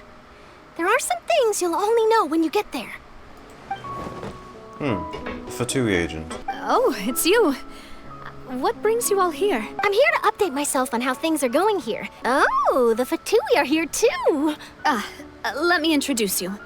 This is Mr. Garunt Snezhevich. He represented the Knave in sending us a large amount of supplies, and is helping with our work. Our residents are hard at work as well. Thanks to everyone, work is progressing nicely. We've lost a lot of people, but we're moving forward. I'm a big fan of yours. I especially like that article you wrote last year about Fontaine's stray cats. Huh. Oh, you're back too. How are things? For once, the Fatui isn't screwing up things this time. Huh? You're here too, Chlorinde? Well, her reputation's greatly risen after that whole duel business with Miss Furina, so she's here in Poisson to wait out the heat. The Spina has need of more decision makers. I do already happen to be connected to Mr. Callis. Do you mind me asking a few questions? You know, about how you felt before the duel, about what it was like facing down a god. There's lots of exciting material there, I bet. Forget it. I'm sure you can find a better theme than that, Miss Charlotte. I see you're the same as always. Couldn't you do me a favor, for Navia's sake? All right, then everyone who wants to be in the photo, gather up. And smile. Alright, smile, yes, Lumi, there we go. All right, that should do it. I'll be back here later anyway, so let's call it a day. Also, not to brag, but I'm pretty good at building connections. Who knows? I might eventually get that interview with you after all, Miss Chlorinde. Wow, you really do have that never say die spirit. I'm impressed. I'll hazard a guess that this is how you got that interview at the Fortress of Meripede. You already knew she was going? I told him that it was best not to speak too soon. There's no guarantee that Wriothesley will make a personal appearance. You're right. I've got to treasure every moment I have with them. In which case, I'll be making a move first. Stay safe now. And tell me if you hear anything interesting. I'll treat you to afternoon tea in exchange. You seem curious about the fortress. Of course. That Wriothesley. I still remember going down to the fortress to grill him for information on my father's case. Boy, did he take me for a ride. Without telling me anything, of course. But he did invite you to tea, didn't he? 2 large pots of it, in fact. It was good tea, though. Would you like to have some today? I mean, you've got time, right? Well, I'd be partial to some shortbread. What flavor of biscuits would you like, Mr. Snezhevich? Oh, I'm included. Me? I'm fine with anything. But I would prefer chocolate, should you have it. Is it just me, or did you get a new lipstick? I did. It was a gift from Sigewinne. Want to give it a try? I think the color would suit you too. It's the same from Act 4. Look at these two. Well, Did you come all the way to the entrance to greet us? Of course. I'm here to welcome you and our dear Miss Charlotte, whom our good head nurse recommended to me. It's an honor to finally meet the much-rumored Duke. Thank you for consenting to my visit to the fortress, sir. No need to thank me. But that said, I shouldn't be the focus of your interview. I trust you recall our agreement? Of course, of course. All right then, this way. oh, Jurio, of course. And Lurvrine. Hey, no need to be so nervous. I've already taken all the photos we need. Miss Charlotte, do these pictures really need to be published on the cover of the Steambird? It would seem that Miss Lurvrine doesn't want her face to appear beside that of Mr. Jurier, Sir, please don't say things like that. But it looks like dear Mr. Jurier denies it. Might this interview be very important to you then? No, I just... This is my first time being interviewed, and I'm very thankful to the Steambird for... Now, I might not look it, but I actually did meet Mr. Edwin once. And I'll be honest, I enjoyed chatting with you more. You've definitely got more of that genius vibe going on. The boat that brought about a miracle, the ark that saved the people. Why, you recreated a myth back there, like an emissary of legend. Yeah, I mean, Noah's Ark, right? Still, if I might ask, where's that flying ship now? Please tell me I get to go in it. I have to apologize, but that ship is presently in the bowels of our factory. I'm afraid it won't be easy for you to get a shot of it. I bet there's so many chests and Primogems in it. Best you interview our head nurse instead. Or perhaps you'd like to take another photo of this couple of researchers? Did you really have to use the word couple? Well then, this is not gonna help the rumors. Is my hair messed up? Please, someone help me have a look. Oh, seems like everyone's here. Would any of you like to try this new drink I came up with? I would have to kindly decline. Ah, Sigewinne. Hey, Miss Charlotte. Why don't you, take some pretty photos of our head nurse? Distract her, please. Come on, Miss Sigewinne, over this way. Let's find a brighter spot. Huh? Sure. Do I have to smile? Okay, crisis averted. Fontaine's undergone some changes, but this place is still more or less the same. Look at them in the background. Other than that flying ship, it got a tad too much attention, I think. That's why I decided to let the interview go through. We should direct more public opinions toward the behind-the-scenes heroes. Am I right, Mr. Jurier? Miss Lurvrine? That's not gonna help their rumors about them two being a couple at all. You're too kind, sir. I believe that you too should have your day in the sun. Not that you would want that, which is a pity. I'll just leave the spotlight to you two. Anyway, regarding that Harbinger, I'm not sure you remember, but his 3 young followers are still waiting for his return. He sure did win them over, huh? I'll tell them that there's good news and bad news. The good being that their boss seems fine, and the bad being that they must face extended sentences for abetting his escape. Oh, actually, what about you? Are things gonna change for you too? Where is our favorite ginger boy? Let's call it a day here. Thanks for your cooperation. Come on, Traveler, let's go. Till next time, everyone. There'll be a next time? Maybe. Who knows? I might write a story about the underwater factory next time. Until then. You know, I'd love to see you in one of Charlotte's photo shoots one day. Is that really necessary? Our line of work doesn't really require much photographing. It's precisely because we don't need the picture that they'll have value as keepsakes. You don't really look all that opposed to the idea, you know. Maybe I'm just happy that I managed to once again avoid the spotlight. I think this interview went well either way. Yes, you successfully kept prying eyes away by using Mr. Jurier and Miss Lurvrine as shields. Very good. You should be happy for them.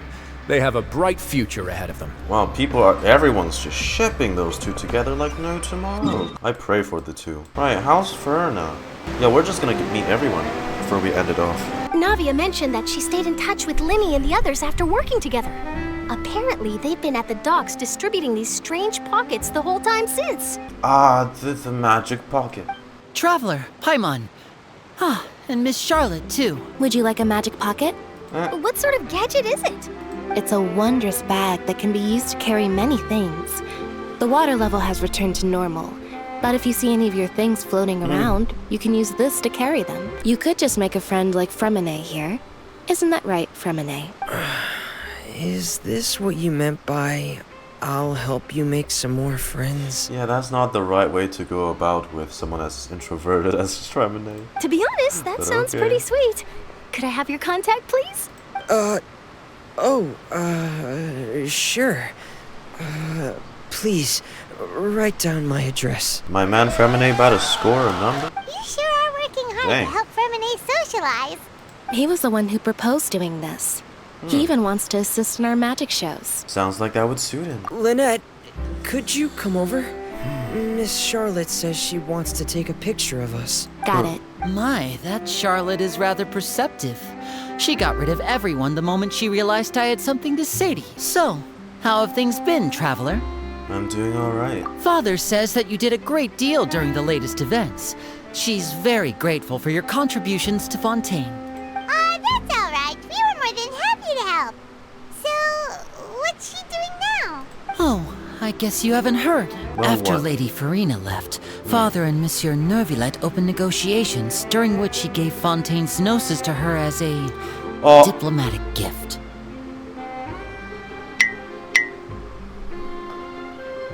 There you go. The Gnosis still fell into the Fatui's hands. I know they were a big help, but the Gnosis is still filled by some ulterior motive, and they got it. They got what they wanted. A diplomatic gift? A Gnosis? Oh, well, we're fucked. It could have been done as an apology for the incident with Lord Childe, or as thanks for his help in tying the all-devouring Narwhal down. Furthermore, Father did also lend significant aid to Fontaine and Poisson. But this is a Gnosis we're talking about. Doesn't this seem a bit irresponsible? And with that, they only have one more left. Natlan. The Pyronosis. The Gnosis was given to the knave, right? What about Childe? They say that he's returned to Snezhnaya to recover from his wounds. I hear that the recent disaster really did a number on his health. Oh, he's okay, okay. Well, I guess I can call him one of my war buddies. He's been overusing his foul legacy, though. So Jesus. shocked by such a simple switching of sides? Father! Father! It's Father! Father! Well, what do you know? Come to the docks to see how my children are doing and meet the Traveler by chance. Right. Please do not pay my accomplishments in Fontaine too much mind. I would have done them regardless. Okay. Are you going to take the Gnosis back to Snezhnaya? That is our duty as Harbingers, yes. Don't be too preoccupied with sides. The goal of the Fatui concerns not a single place or person, but the entire world. With such a grand goal in mind, it is inevitable that we must wear many masks. Switching my masks is something I've always done. Will you keep to your position? Well, that depends on many things. No one truly knows what the future holds. What good is honesty if you can't rely on it forever? As for you, I very much look forward to our next collaboration. Good things cannot be achieved alone, and you've proved yourselves to be great partners. Actually, I just remembered something. Please help us deliver this. A vision? All right. Childe. I'll remember to return it. Thank you for keeping it safe for him this entire time. Thank God we got to return it to him. Huh? You're... Oh, another big scoop. Greetings, Incoming. Miss Journalist. Hello. If I'm not mistaken, there are diplomatic channels I'll need to report to take a photo of you. That is correct. So forgive me, but I will not be able to serve as a subject in your article. However, feel free to write as much as you'd like about our dear magicians and our upcoming rookie talent. I will. The sea breeze is quite pleasant. I shall continue my walk while the weather remains so agreeable. Farewell. Toodaloo. Farewell, Father. Bye-bye, Father. She has such an intimidating presence. I didn't even dare to take a picture. Thankfully, I've already wrapped up all my pre-scheduled interviews. Thank you all. This'll be more than enough for me to write about, I'm sure. All right, then. We'll be handing out pockets in some other districts later, so we'll get going now. Have a good day, you two. We have to see Furina before we end this off, right? I didn't think you were going to have free time this hour of the day. I was just considering reaching out to you to set up a meeting. so I may explain some things that I haven't had the time to before. Are you the one that answers our or do you have any more questions part? Let's have it then. How was Fontaine actually saved? The whole business is still quite the mystery to us. It is strange how words can often leave a bitter taste in the mouth when it finally comes time to say them out loud. Neuvillette sighed softly before telling you the truth concerning what he saw that day. Folcalors deceived the living principles and used Furina's endless performance to save Fontaine. Whoa. So that's what happened?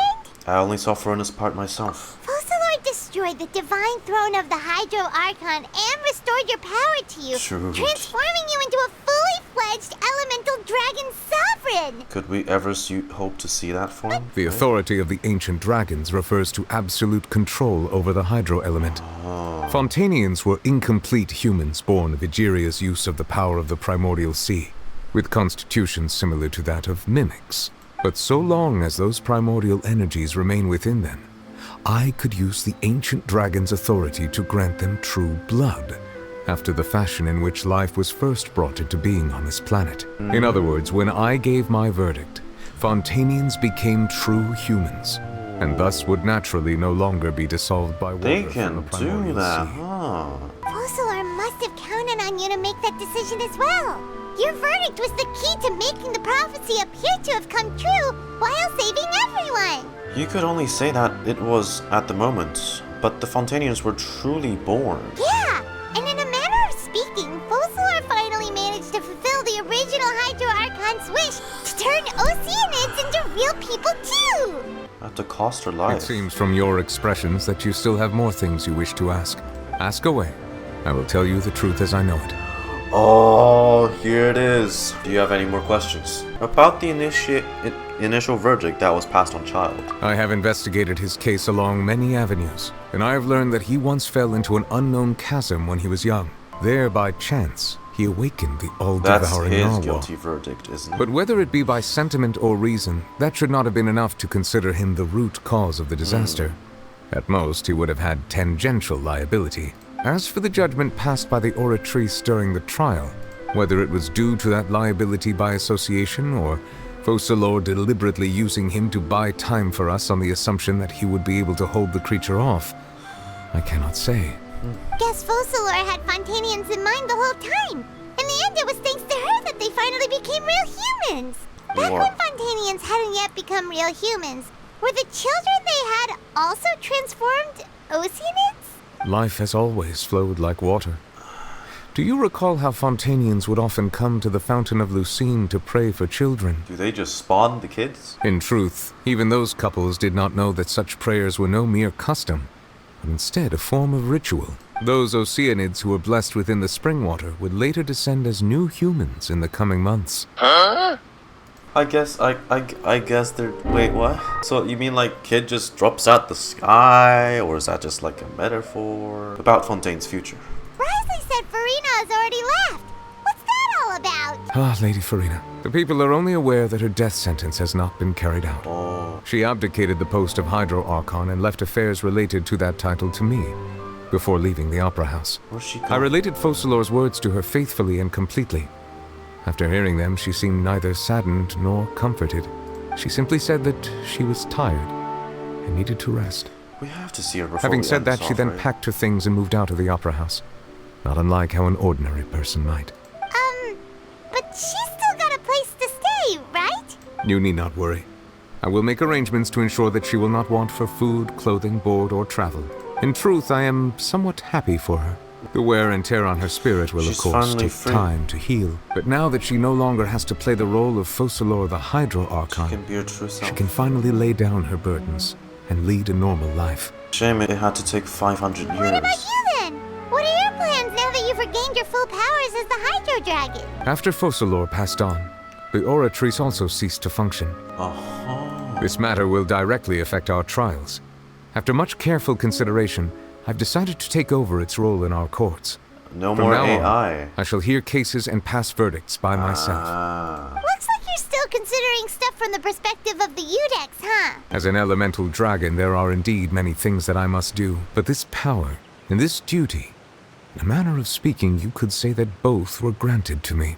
As such, before I attend to my other responsibilities, I must first and foremost continue to serve Fontaine as its highest judge. The duty of the Hydro Sovereign and the duty of the Iudex shall coexist within my person. Yeah, okay, then I feel like you know how we usually get like a second weekly boss through someone's Act 2 story quest? I feel like it's going to be Neuvillette's Act 2. Additionally, the Hydro Archon's departure has brought about another problem, which is that the Opera House shall no longer produce indemnitium. Wait, but the various mechs and machines in the city are all still okay. Where are they getting their energy from? As I am now, I have full command over New Musia, and it can serve as a complete substitute. Another reason why I cannot quite leave Fontaine immediately. Right, because if you leave, Fontaine loses its electricity. What about Fontaine's Gnosis? They say you've given it to the Knave as a diplomatic gift or something. Leaving aside their intentionality, the two Fatui Harbingers have indeed done much for us during this crisis. So Their much sole so remaining that goal in Fontaine, they deserve a at Gnosis? least at this point, would Really? seem to be the Gnosis. The Oratrice has ceased to function. The Hydro Archon's divine throne is now no more, and I do not need the Gnosis's power. As such, it has lost all meaning for Fontaine. If the Fatui have impure designs, then we might as well accede to their request now, and avoid unnecessary conflict. I feel like that's gonna come and bite us back in the ass later. About the next stop on our journey, Natlan. Oh my god. You will soon be heading to Natlan, I presume. I'm afraid that I have little talent as a travel guide, so all I can do is tell you what I know about that land. As far as I'm aware, Natlan can be said to be a nation of dragons. You mean like you? Are they more involved with softness? No, I suspect that I would not find myself welcome there. Okay, never mind. Unlike ancient dragons such as myself, the dragons of Natlan have undergone long years of development and evolution. Large numbers of them have entered a form of coexistence with humanity. Dragon people? Hold on a sec. Natlan is also the nation of war. War ravages those lands like an undying flame. There is one other piece of information I got incidentally from my negotiations with the Knave that I believe may be useful to you.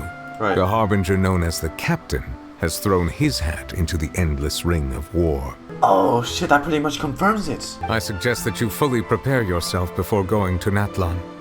In the meantime, Fontaine's doors will always be open to you. We have to spar with Capitano. No more questions. Hang on a sec. Paimon's still got a question about the Gnosis. When we spoke to Lyney earlier, he mentioned that your attitude towards giving away the Gnosis had clearly changed. We guessed that there might be some reason for it that only you were aware of. No wonder the House of the Hearth is the Fatui's intelligence division. They are certainly sharp.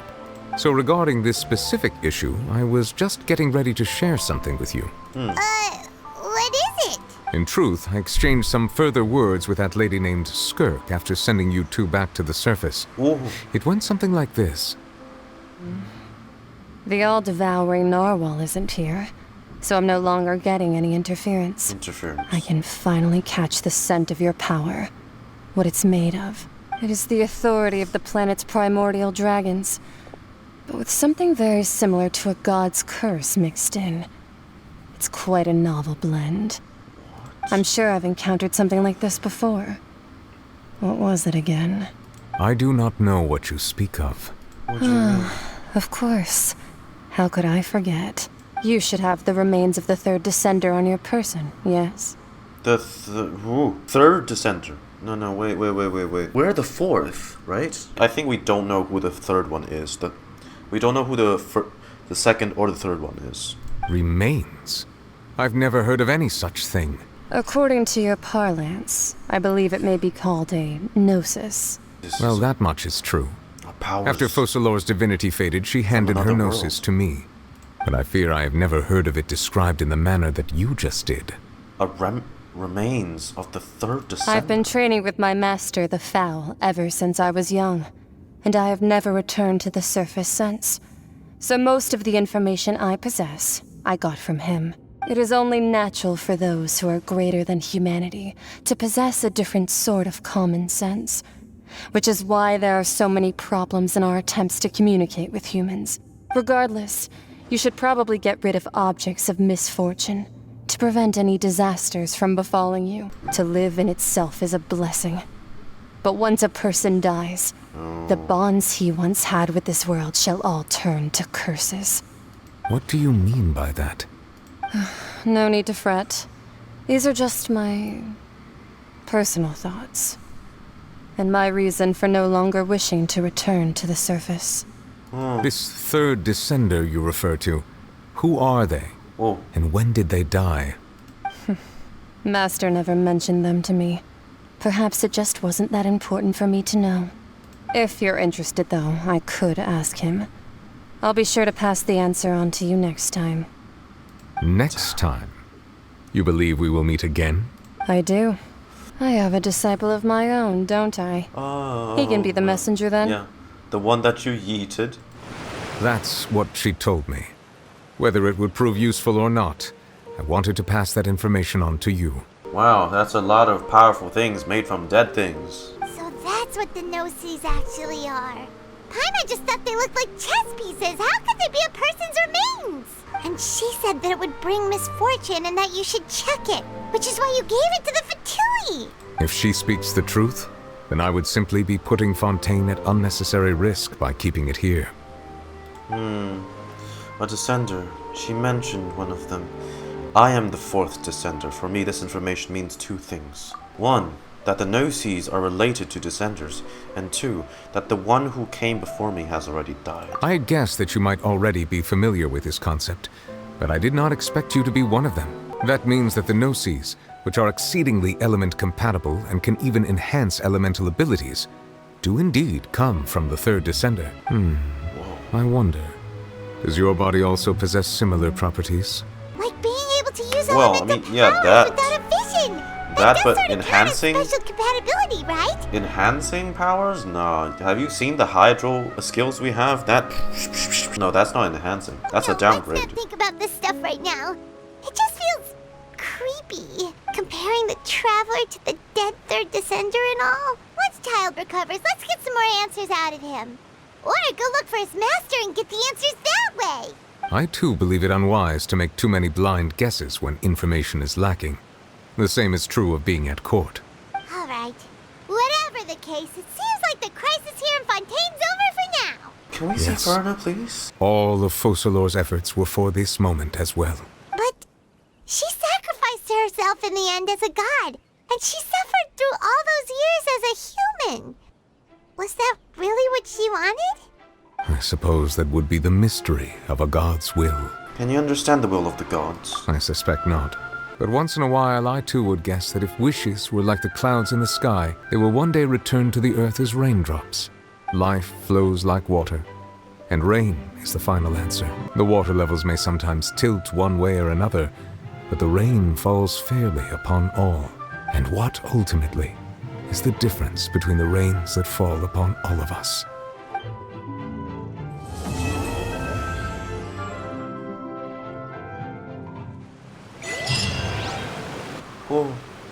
Oh, that's it. We're done. Shadow of Another World. Oh, that is... Wait, where is that? Where is that? Wow. One of them is literally a black hole. Since you hail from beyond the stars, I invite you to be my witness as I judge this upended world. This realm dismantled was of the formidable Father himself, but what now reigns here is a cluster of filthy feathers. Though we live in a world of disarray, I shall undertake to restore all that has been broken. About us, the human world. The time that I have spent living among the citizens of Fontaine and traveling with you has transformed my views. Even though before this I had pardoned the sins of humanity long ago, I can promise you that my future judgments will not cause any harm to the common folk. That being said, my grievances with the usurpers have yet to be settled. They owe a debt of blood that shall not be forgotten. Nothing will stop me from rendering judgment on each of the seven. As the Archon who won the authority of Geo, Deus Ori must be called to trial. If one does not wish to see us on opposite sides of a conflict, they need not worry, for I intend to stay in Fontaine for the foreseeable future, which could well mean another 400 years. As another point of consolation, even when the trial eventually takes place, it is still not a given that the judgment will lead to a physical confrontation. I shall fulfill my vow to judge all of the 7 in turn, even if the sky should fall and the ground give way. As the recipient of the authority of Animo, the god of breeze and hope must also stand trial. He spends most of his time being a harmless drunkard.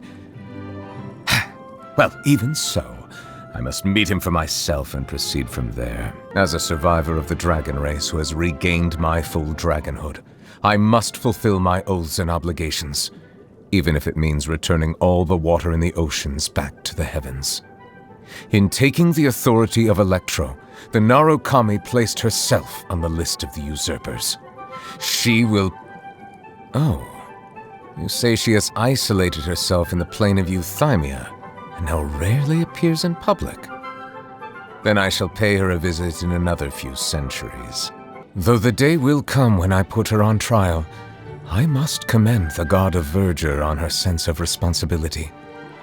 Few things are without flaws in this world, but the devotion and benevolence she displays are a testament to her commitment to continued progress. I felt enormous regret when I learned of the mistreatment she has endured over the past 500 years. Reminds you of a certain someone, doesn't it? She made a contract with her own self to save the nation. Strictly adhered to it for over 5 centuries without once wavering, and even fooled the heavenly principles in the end. I have great respect for approaches to justice that place exacting demands not only on others, but also on the self. Though her divinity is vanished, so this is going to become common knowledge. The Archon is no more. I see. Furina will go down in Fontaine's history as a god of justice worthy of recognition. For 5 centuries, I dueled the Raiden Shogun in my personal realm of consciousness to confirm the steadfastness of my will. Yet this Furina you speak of, though possessing only a frail human body, committed herself to acting out her part every second of every day for 500 years. A true battle of the spirit. Her willpower has indeed reached the level of a god. People often say that wisdom isn't about what you know, but knowing what you can change. It is beyond question that the prophecy was carved into ermine so long ago. And while it may look like nothing has changed, it also seems like everything has. I think we both know her to be smart enough to turn the fate of the world around. And that brings us to the end of Fontaine's main story. Like, everything after this will be the interlude. It'll be related too, but like, the main story's over. And it is... Just, applause for that. I just need to say that. What a wild ride. The music, the visual, the emotion that one cutscene made me feel. Like, that whole sequence actually, like when we learn of Furina, what she's put herself through, what Folcalors' plan was for her. Actually, that made my heart ache so much. It can't just be me who bawled my eyes out on that one, and I hardly do. You know what? Good job. Good job, Mihoyo. Good job. They managed to top. This is definitely gonna be better ending than Sumeru, ranked higher than Sumeru. They went ham on the theme when you fight the husk. Also, but like they never tell us who that was though. What's the deal with that? Why is there a husk enemy inside the whale? So now, you know, Neuvillette's regained his sovereign powers and rules over Fontaine. There's no more Hydro Archon. That seat is gone forever. I didn't think this Archon quest would be so significant that it literally deletes one of the seats. That's very major. Also, Skirk, and learning about Skirk's master being like, and like someone like Gold, right, is on par with Skirk's master. Jesus, it just imagine the power levels of the Hex and Circle Witches. This whole thing just masterfully done. I am so impressed. Now I just wonder what the interlude is gonna be about. I'm assuming more. Now at this point, it feels more towards like Childe, the Abyss, and Skirk. I feel like that's what the interlude is gonna be focused about. Maybe even about Dane. But like, next patch is Navia. A lot of revelations too. The origins of the Gnosis. So many things. thank you so much for tuning in and watching this video. Hope you had a blast. And hey, if you want to join me live on Twitch, you can always come over when I announce I'm live and experience this together with me as I play through in real time. But yeah, for now, this has been GoDog and my playthrough of Fontaine's Act 5. See you everyone in the next upload. I see. Goodbye.